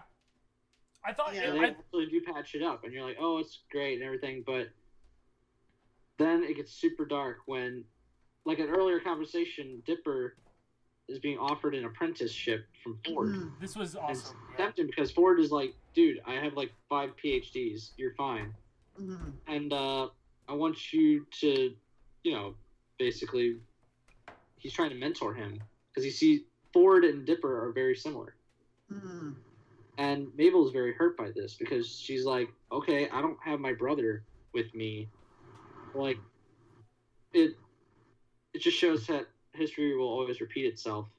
Because Mabel is exactly like Stan. Yeah, it's a lot more like Stan. I never realized that until you just said that. I don't care. I'll do what I want sort of attitude. But generally tries to remain optimistic. Stan doesn't towards the end when he gets older, but, also, he's something, not the smart one. Well, something I didn't realize either is, like, it's kind of ironic that their birthdays, they're turning 13, and their birthday's on Friday the 13th. Like, the whole show is just pretty much telling you that, like, yeah, shit's about to hit the fan. Which I thought was really cool, too. Oh, especially with the ending. That with ending, when Blendin cracks the globe. You knew something was up when the bags switched. And then Mabel runs out of the room, and she's, like, heartbroken. It's some of the best... One of the best Mabel scenes. Yeah. And then when you see Mabel, oh my God, no! And then like London is revealed to be Bill. And then it puts Mabel into a coma, and I was like, oh my God, is he gonna kill Mabel? Oh, and then that end credit scene has finally begun. And that end credit scene, hearing the screams, and you only seeing the invitation of the party. Oh yeah. Oh my God, that's also one of my favorite end credit scenes. Yeah, I think it's amazing. I give this episode a 9. For me, I will give it a 9.5. 9.5. Almost a 10. I will give it a 9.5. One of the best. And that brings us to the finale. The 3-part finale, technically 4-part. Man. Because there is a 4th part called Weirmageddon 4 Somewhere in the Woods. But we just are going to call it Weirdmageddon Take Back the Falls. But Weirdmageddon Part 1. There's more to this show? No. It's because, like, Part 3 is a 44-minute episode. Oh, yeah. Okay, I see. Yeah. Okay. Yeah, I don't know. I thought I have only good things to say about Weirdmageddon.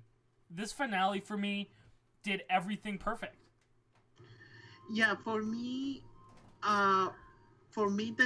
even though I like Part 2, I can admit it's a little weak because you wanted to see more of how Gravity Falls is suffering. Yeah. You wanted to see more of the darkness, but I like how you see into the mind of Mabel. I like that aspect of Part 2. Also, I loved the intro to being changed to created by Bill Cipher and all of the pictures and everything being changed. And Part 1, that intro with Bill transforming Mr. Northwest into like a Cyclops animal. That was dark. Yeah. That another thing, that's a thing that I agree with the fans that I didn't like from all the finale, all Part 1, Part 2, Part 3. I didn't like Pacifica to being a bitch again. Yeah. That's my only weakness in the finale. I didn't like Pacifica being her old self again. Because she was like, I don't want this sweater. Kind of, right? Yeah. Yeah, in Part 1, I like the Mad Max, even though I'm not a fan of the Mad Max movies. but I really like how it became like a Mad Max world. I like how Bill gets really, really dark, how he puts out Ford into like a golden shape, and how he burns the journals, and you see Dipper defenseless. I was like, this is getting dark. When the journals burned, I was like, oh shit, Bill is he's business. Mm-hmm. And then when he kills Stan Baby, that's like, those journals were there from the beginning. Mm-hmm. Especially the third one. Well, technically, there's a copy of the journals because remember that Stan was in a copy machine, was copying them. Yeah. Yeah, but wasn't the bunker destroyed when Ford came back? No, but Stan Lee was doing a copy of the journals. There's a copy there in the portal office. I mean, I guess it doesn't matter, but yeah, the show's like over later on, but yeah, but Dipper didn't think of that. Yeah, he didn't knew that Stan made copies of the journals. He didn't. Yeah, everything. It's just it's definitely the finale for sure. Yeah. So a good part 1. Yeah. Let's go ahead to the big one. Let's go to part 3 because there's a lot to unravel. What about? Well, we got part 2, which is also important. Oh, the flashbacks. It's got some good funny moments, like Gideon and his prison guys. I love those dudes. Mm-hmm. First part, and the second one is literally they entered the giant bubble of Able World. In the second one. Now that you said about part 2, another thing that I like from part 2 is the flashbacks of Dipper and Mabel when they were little. Yeah. John Stewart more about their relationship. Forgot. John Stewart was Judge Kitty Meow Meow Face Schwarstein. That name. Well, I'm a stuffed animal tree. Just everything was just cutesy crap, and you're like, yeah, Mabel definitely did this. Everything that she ever liked. And then it's like Bill has this enormous temple in his image, and he has the throne of people, and he's just he takes out the Time Police and Time Baby, and Blendin escapes. It's revealed that Time Baby will reassemble. It'll just take 1,000 years, and he'll be very cranky. And the Time Police, they don't actually do it themselves. That's just their holograms. Mm-hmm. And they were pissed with Blendin. And then they do answer what happened to Blendin. But yeah, this is just... It's great character development for Mabel and Dipper. Mm-hmm. And it's like the last thing you ever need. It's like why they prove they're such good siblings. And I think it's important. And now, let us go... Or the second one was Weirdmageddon 2 Escape from Reality. And it very much answers the question, or asks the question, should I go back? Should I stay in this place where everything's great, I don't have to... It's an escape. And it answers, it's like, you can escape sometimes, but eventually you have to come back. You have to accept your responsibility, and you have to... You got to do this. Mm-hmm. It was very should I stay or should I go? Let us go to the finale. Weirdmageddon 3, Take Back the Falls. Oh, God, man. This episode tore me apart. This episode tore you apart. It tore me apart, Lisa. Yes. No, this episode, man... I mean, like, I just want to jump to the, like, very end quickly because when they're getting on the bus and they're all standing there around, you know, saying goodbye, I was like, not only was I just sad that this was the end and I knew this was the end of the show, but also just seeing all of the characters go through everything they did, through all the adventures they did, seeing Wendy give that letter to Dipper. I just the hats. Oh my god! I had shivers when she took his hat and gave her hers. Man, I don't know. I love this ending. This is one of the best finales. When they're saying goodbye to Stan, and when Dipper has to read the letter, well, not reading the letter, sorry, he's saying that if you go to the North Pacific, you're gonna go to a town called Gravity Falls, and then you see Stan and Stafford finally in their adventure. You seen Suze managing the Mystery Shack, and you seen Omer McGucket with the Northwest Mansion. Yeah. And then don't wait, and then because it's always gonna be there, and then he opens the letter and says, "See you next summer," and I was crying so much. And I think that another nitpick, even Troy, you said it when you started watching the show 2 months ago. I wanted to see the parents. I wanted to see their faces. Yeah, that would have been cool. That's an unanswered question that we never get answered. I hope that Alex Hirsch at least put out like a cameo of the parents in the Gravity Falls graphic novel. But I wanted to see the parents because there's a thing that Alex Hirsch hasn't answered yet. The tree, the tree of the pines, because in episode 12, is Stanley and Stanford. They had a baby sister. That baby sister had a son or a daughter. That son or a daughter had Dipper and Mabel. Yeah. Because Stanley says no, Dipper and Mabel are on smooth. I forget the name of their relative. Said this is grandchildren. These are her grandchildren. And so I was like, oh. I wanted to see like the tree, the family tree of the pines. Yeah, I agree. Even though maybe the reason why they're called also pines. The pine tree. That's the very symbolism. Oh. Another thing that Billy just said, the cipher at the end with the pine tree, the rainbow. Oh, that was amazing. I thought that was so clever. Mm-hmm. Because they bring in all of this. I mean, it does. It pretty much is like we all have to come together to defeat. It's like, I mean, even though it all gets ruined, I still thought it was awesome. And because also, Ford and Stan can't get along. Yes, and that was super. That is the last big thing. If those two could somehow find a way to get along, or at least team up in the final showdown. Yeah.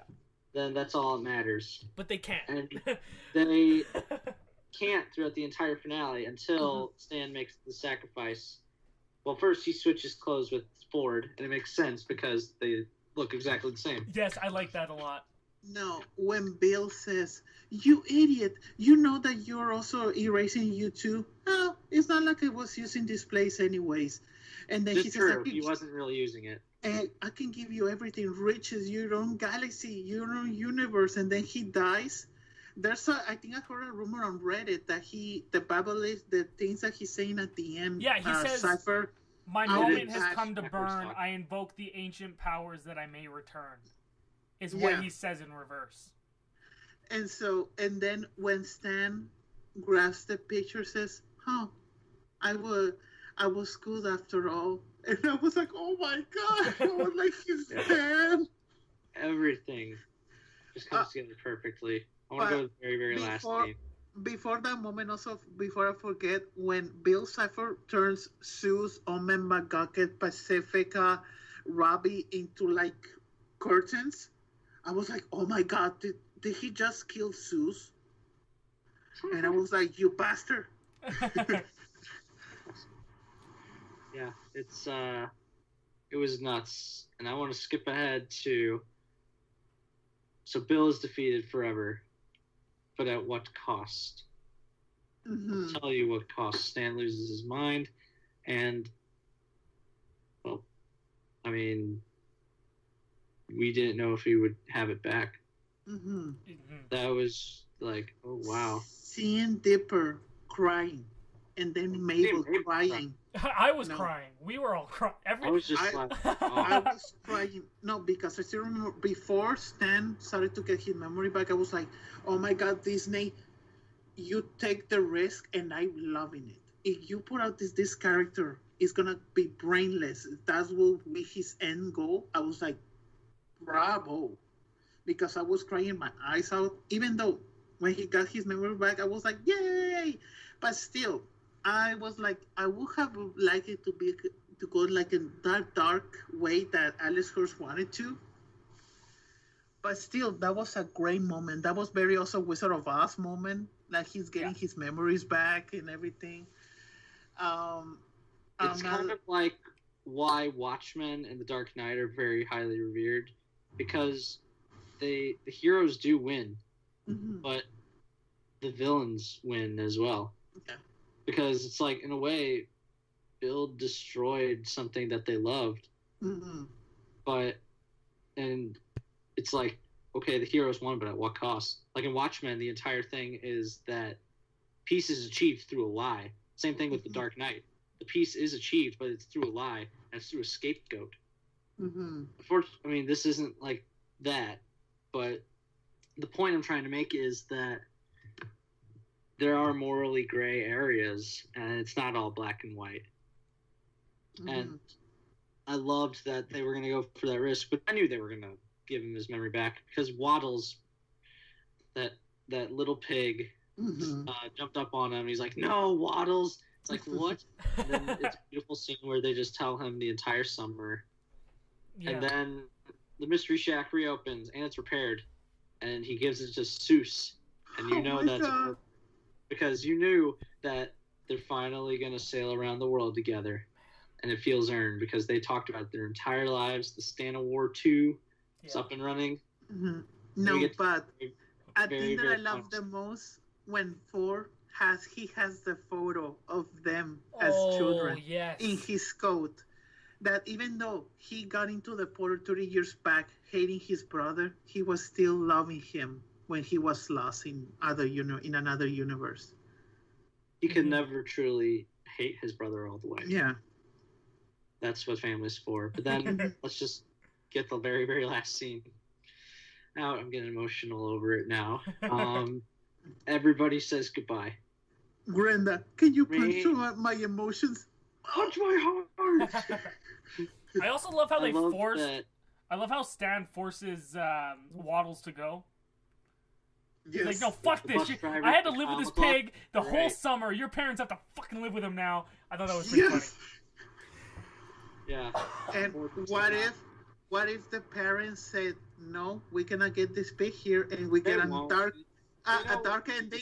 What if the parents kill Waddles, and then Mabel says, the next day, oh my god, this bacon is really good. And I was like, oh, that's Waddles. That's Waddles. Hey, that's my thing to do. I'm going to talk about eating porgs.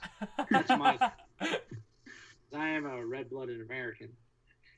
We like killing things and eating them. But yeah, the one that got me the most was not just Stan and the kids, but also Wendy and Dipper. Like, she's like, you mean a lot to me, dude. And she gives him her hat, and she takes, Dipper's hat that's been with him all summer. Yeah. She's just like, when you feel when your missing gravity falls, just open that up. I love how he opens it right away, by the way, which shows you like he misses it.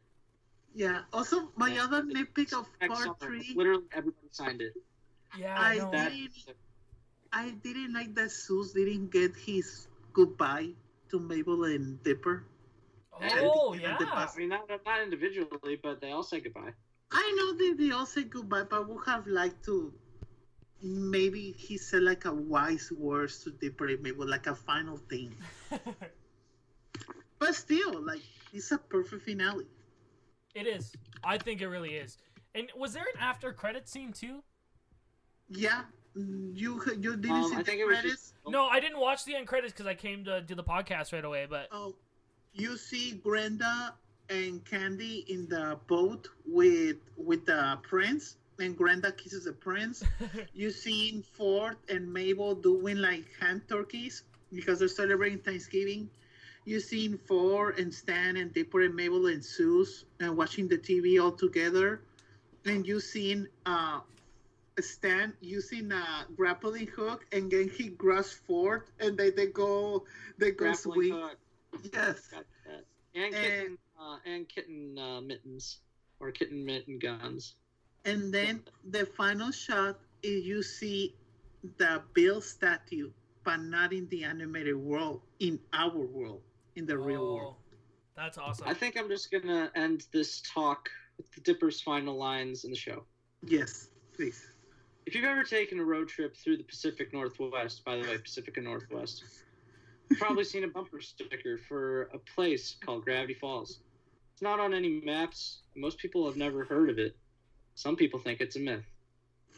If you're curious, don't wait. Take a trip. Find it. It's out there somewhere in the woods, waiting. And then you get the awesome music. Dun. Nick, he opens the letter. I was like, bravo. Mm-hmm. Great delivery there, Jason.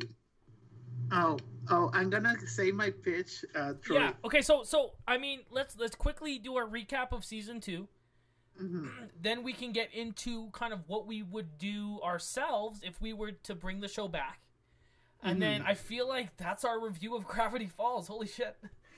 Oh, I can't believe this has been over 3 hours, almost 3.5 hours.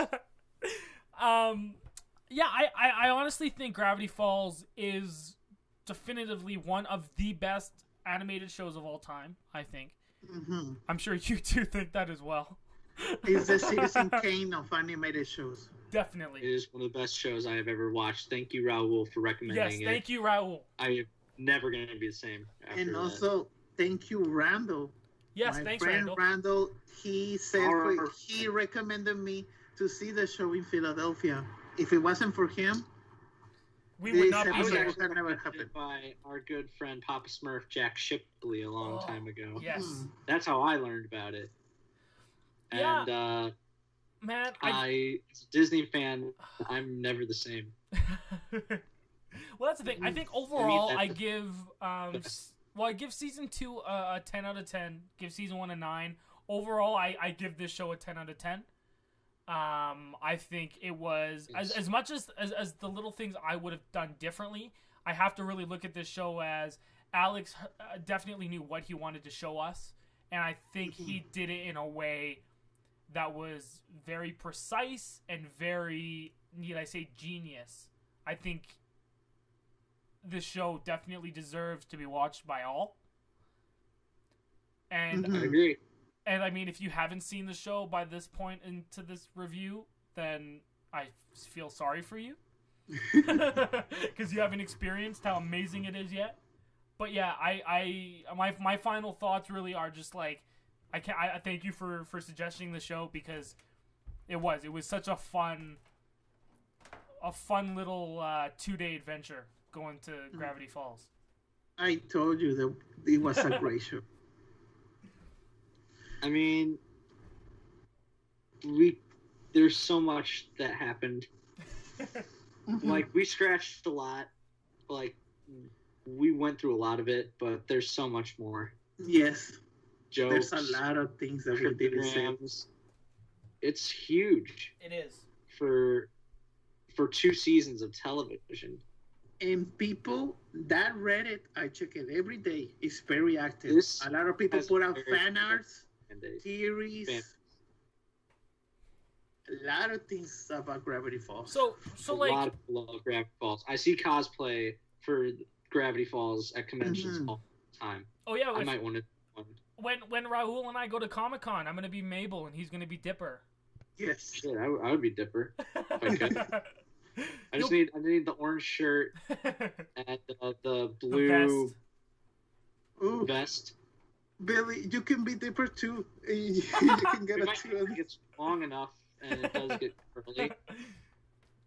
And it's brown, so yeah, I feel like I could do that. I'm already planning my Comic-Con week. I already have a day I'm gonna be as Dipper, a day I'm gonna be as Steven Universe, another day I'm gonna be as Zeus. That makes sense. You need the question mark, sure. Yeah. Yes, I'm gonna buy that. The mystery shack. I would love if I can pull off a Grunkle stand. I think I can pull it off. You could. Any old guy that can pull off Grunkle's Stan, please do it. Literally, Anyway, guys. Literally, though, my grandpa looks just like Grunkle Stan. Ever. It is, yeah. Anyway. So Raul, you have a pitch. Yes. I want to hear it. Okay. This is not for Disney. Okay. I'm hoping that Netflix will pick it up because that also will give more freedom to Alice Hirsch to make it a more darker. This is Gravity Falls. I would do it even though I'm not a fan of Twin Peaks, but I put it on Reddit. I call it Gravity Falls: The Return, like Twin Peaks. I put out that it's 10 years later. Dipper and Mabel they're invited to Gravity Falls to go into a party because Suze is doing a big party celebrating the 10-year anniversary when they defeated Bill and the Windmageddon was over. Because remember what the mayor said, we're not going to tell anybody else. Only us, we're going to know about what happened today. And so they go back to Gravity Falls, and Mabel sees Gideon all changed up. He's no longer, let's say, like a cute fat kid. He's already grown up. He's very sexy. And he's no longer shady. He's very honorable. And he's selling cars, but he's selling in the right price. He's not like his father, like he was selling it at very high prices. But he wants to impress Mabel, and Mabel wants to be with Gideon. And now I put out a reverse. I put out that Wendy is interested with Dipper, now older, but Dipper is not interested in Wendy anymore. And then they go to the party, and you see Stan and Stanford already much older. They're already in like their 80s or 90s, and they're talking about what happened at sea and all their different adventures. And then Suze introduces to Dipper and Mabel to his son. I didn't put out a name for the son, but the son has the last name of Suze, Ramirez, but he also has Ramirez/Pines, because I put out that 10 years later, Stan gave his last name to Suze also. And that's also for me just to satisfy my Suze knowledge, because Suze wanted to be a Pines. And his wife is also there. He does marry Melody. And so I put out that the son was to be like Dipper and Mabel, and also as the Stan and Stanford. They want to be smart. He wants to be as smart as them. He wants to be in adventures like them. But Suze, he's very protective of his son. He doesn't want to be in those kinds of adventures that young, because I put out that his son, he's like 9 years old. And so then I put out that they're in the party, and then you hear a scream. And then Suze opens a door, and he sees Stan's body. He just being murdered. Stan, not Stanford. And so they were like in shock about like, what happened? Who killed him? And then you hear the TV that someone in the news says, someone just saw Bill Cipher's statue at the same time that Stan was murdered.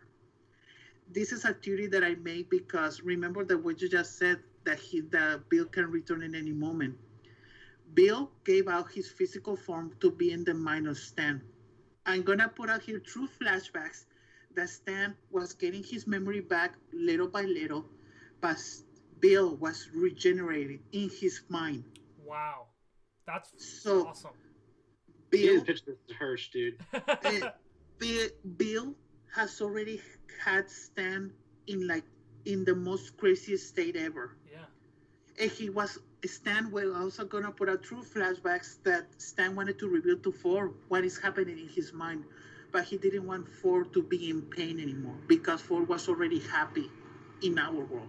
He was already resting of all that happened.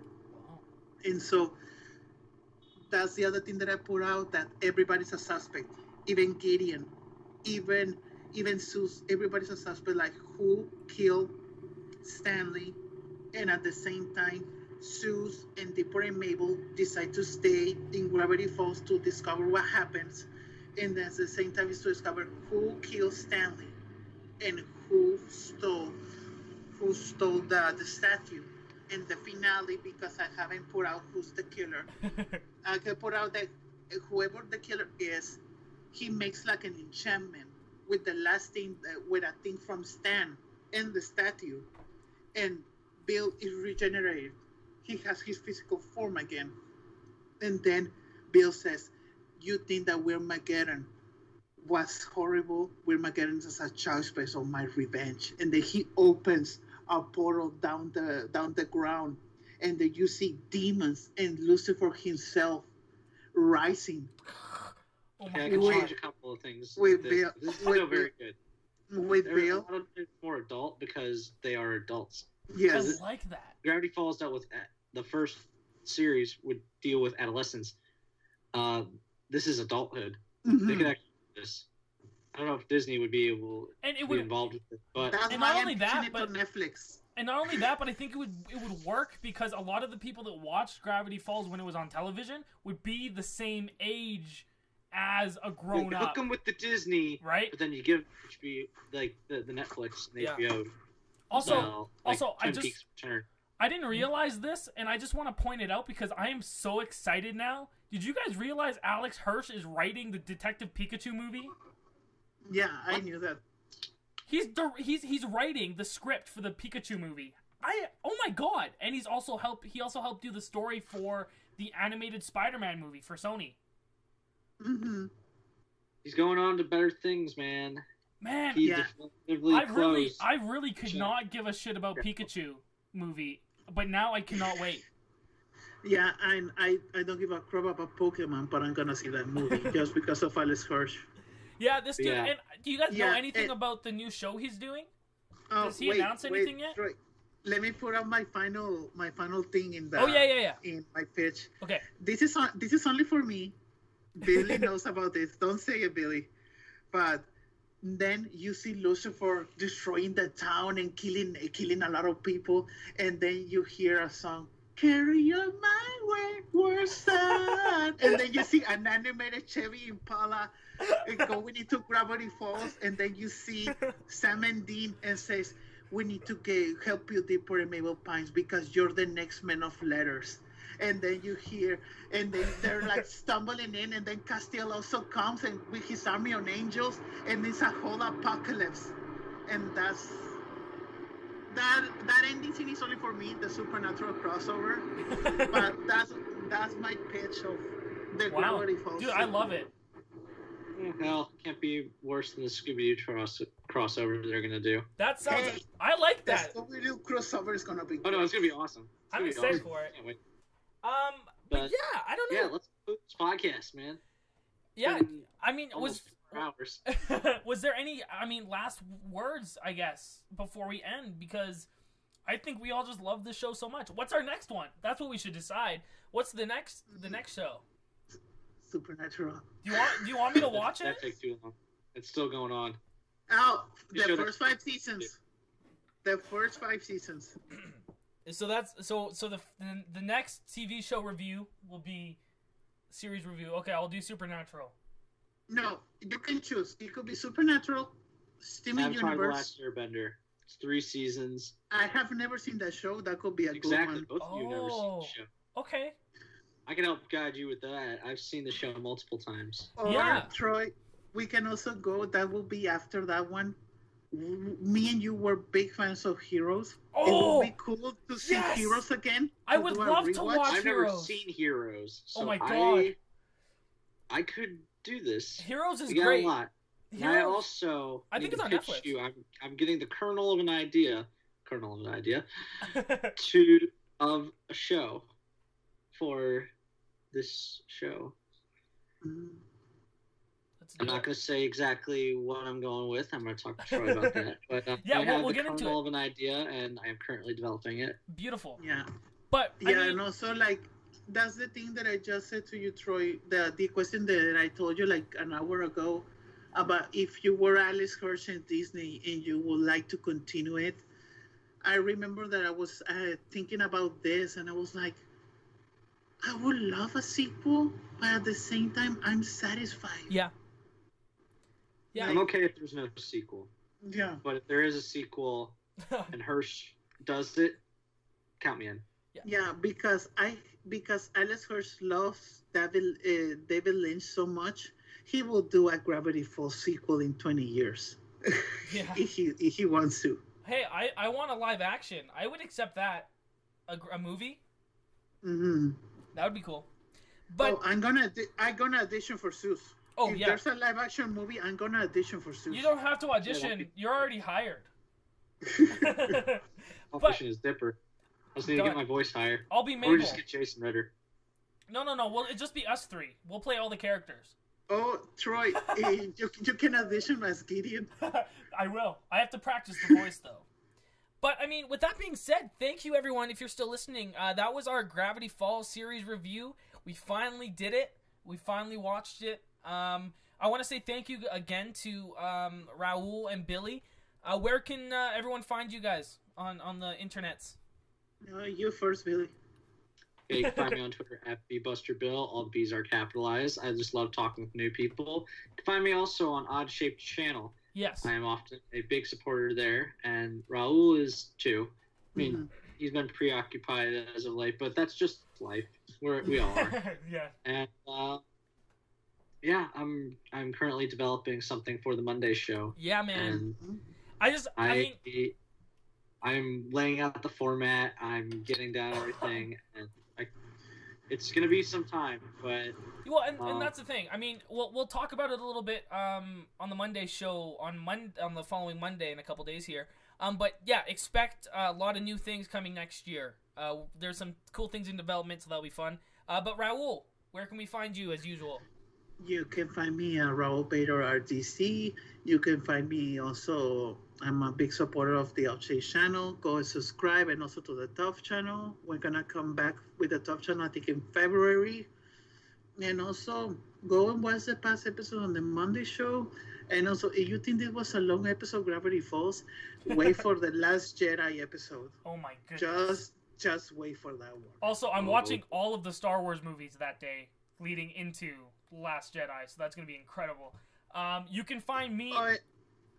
And also be excited for my Disaster Artist. Yes, and that's on Monday. Oh, and please suggest questions in the description here or in the description of any of the Monday show.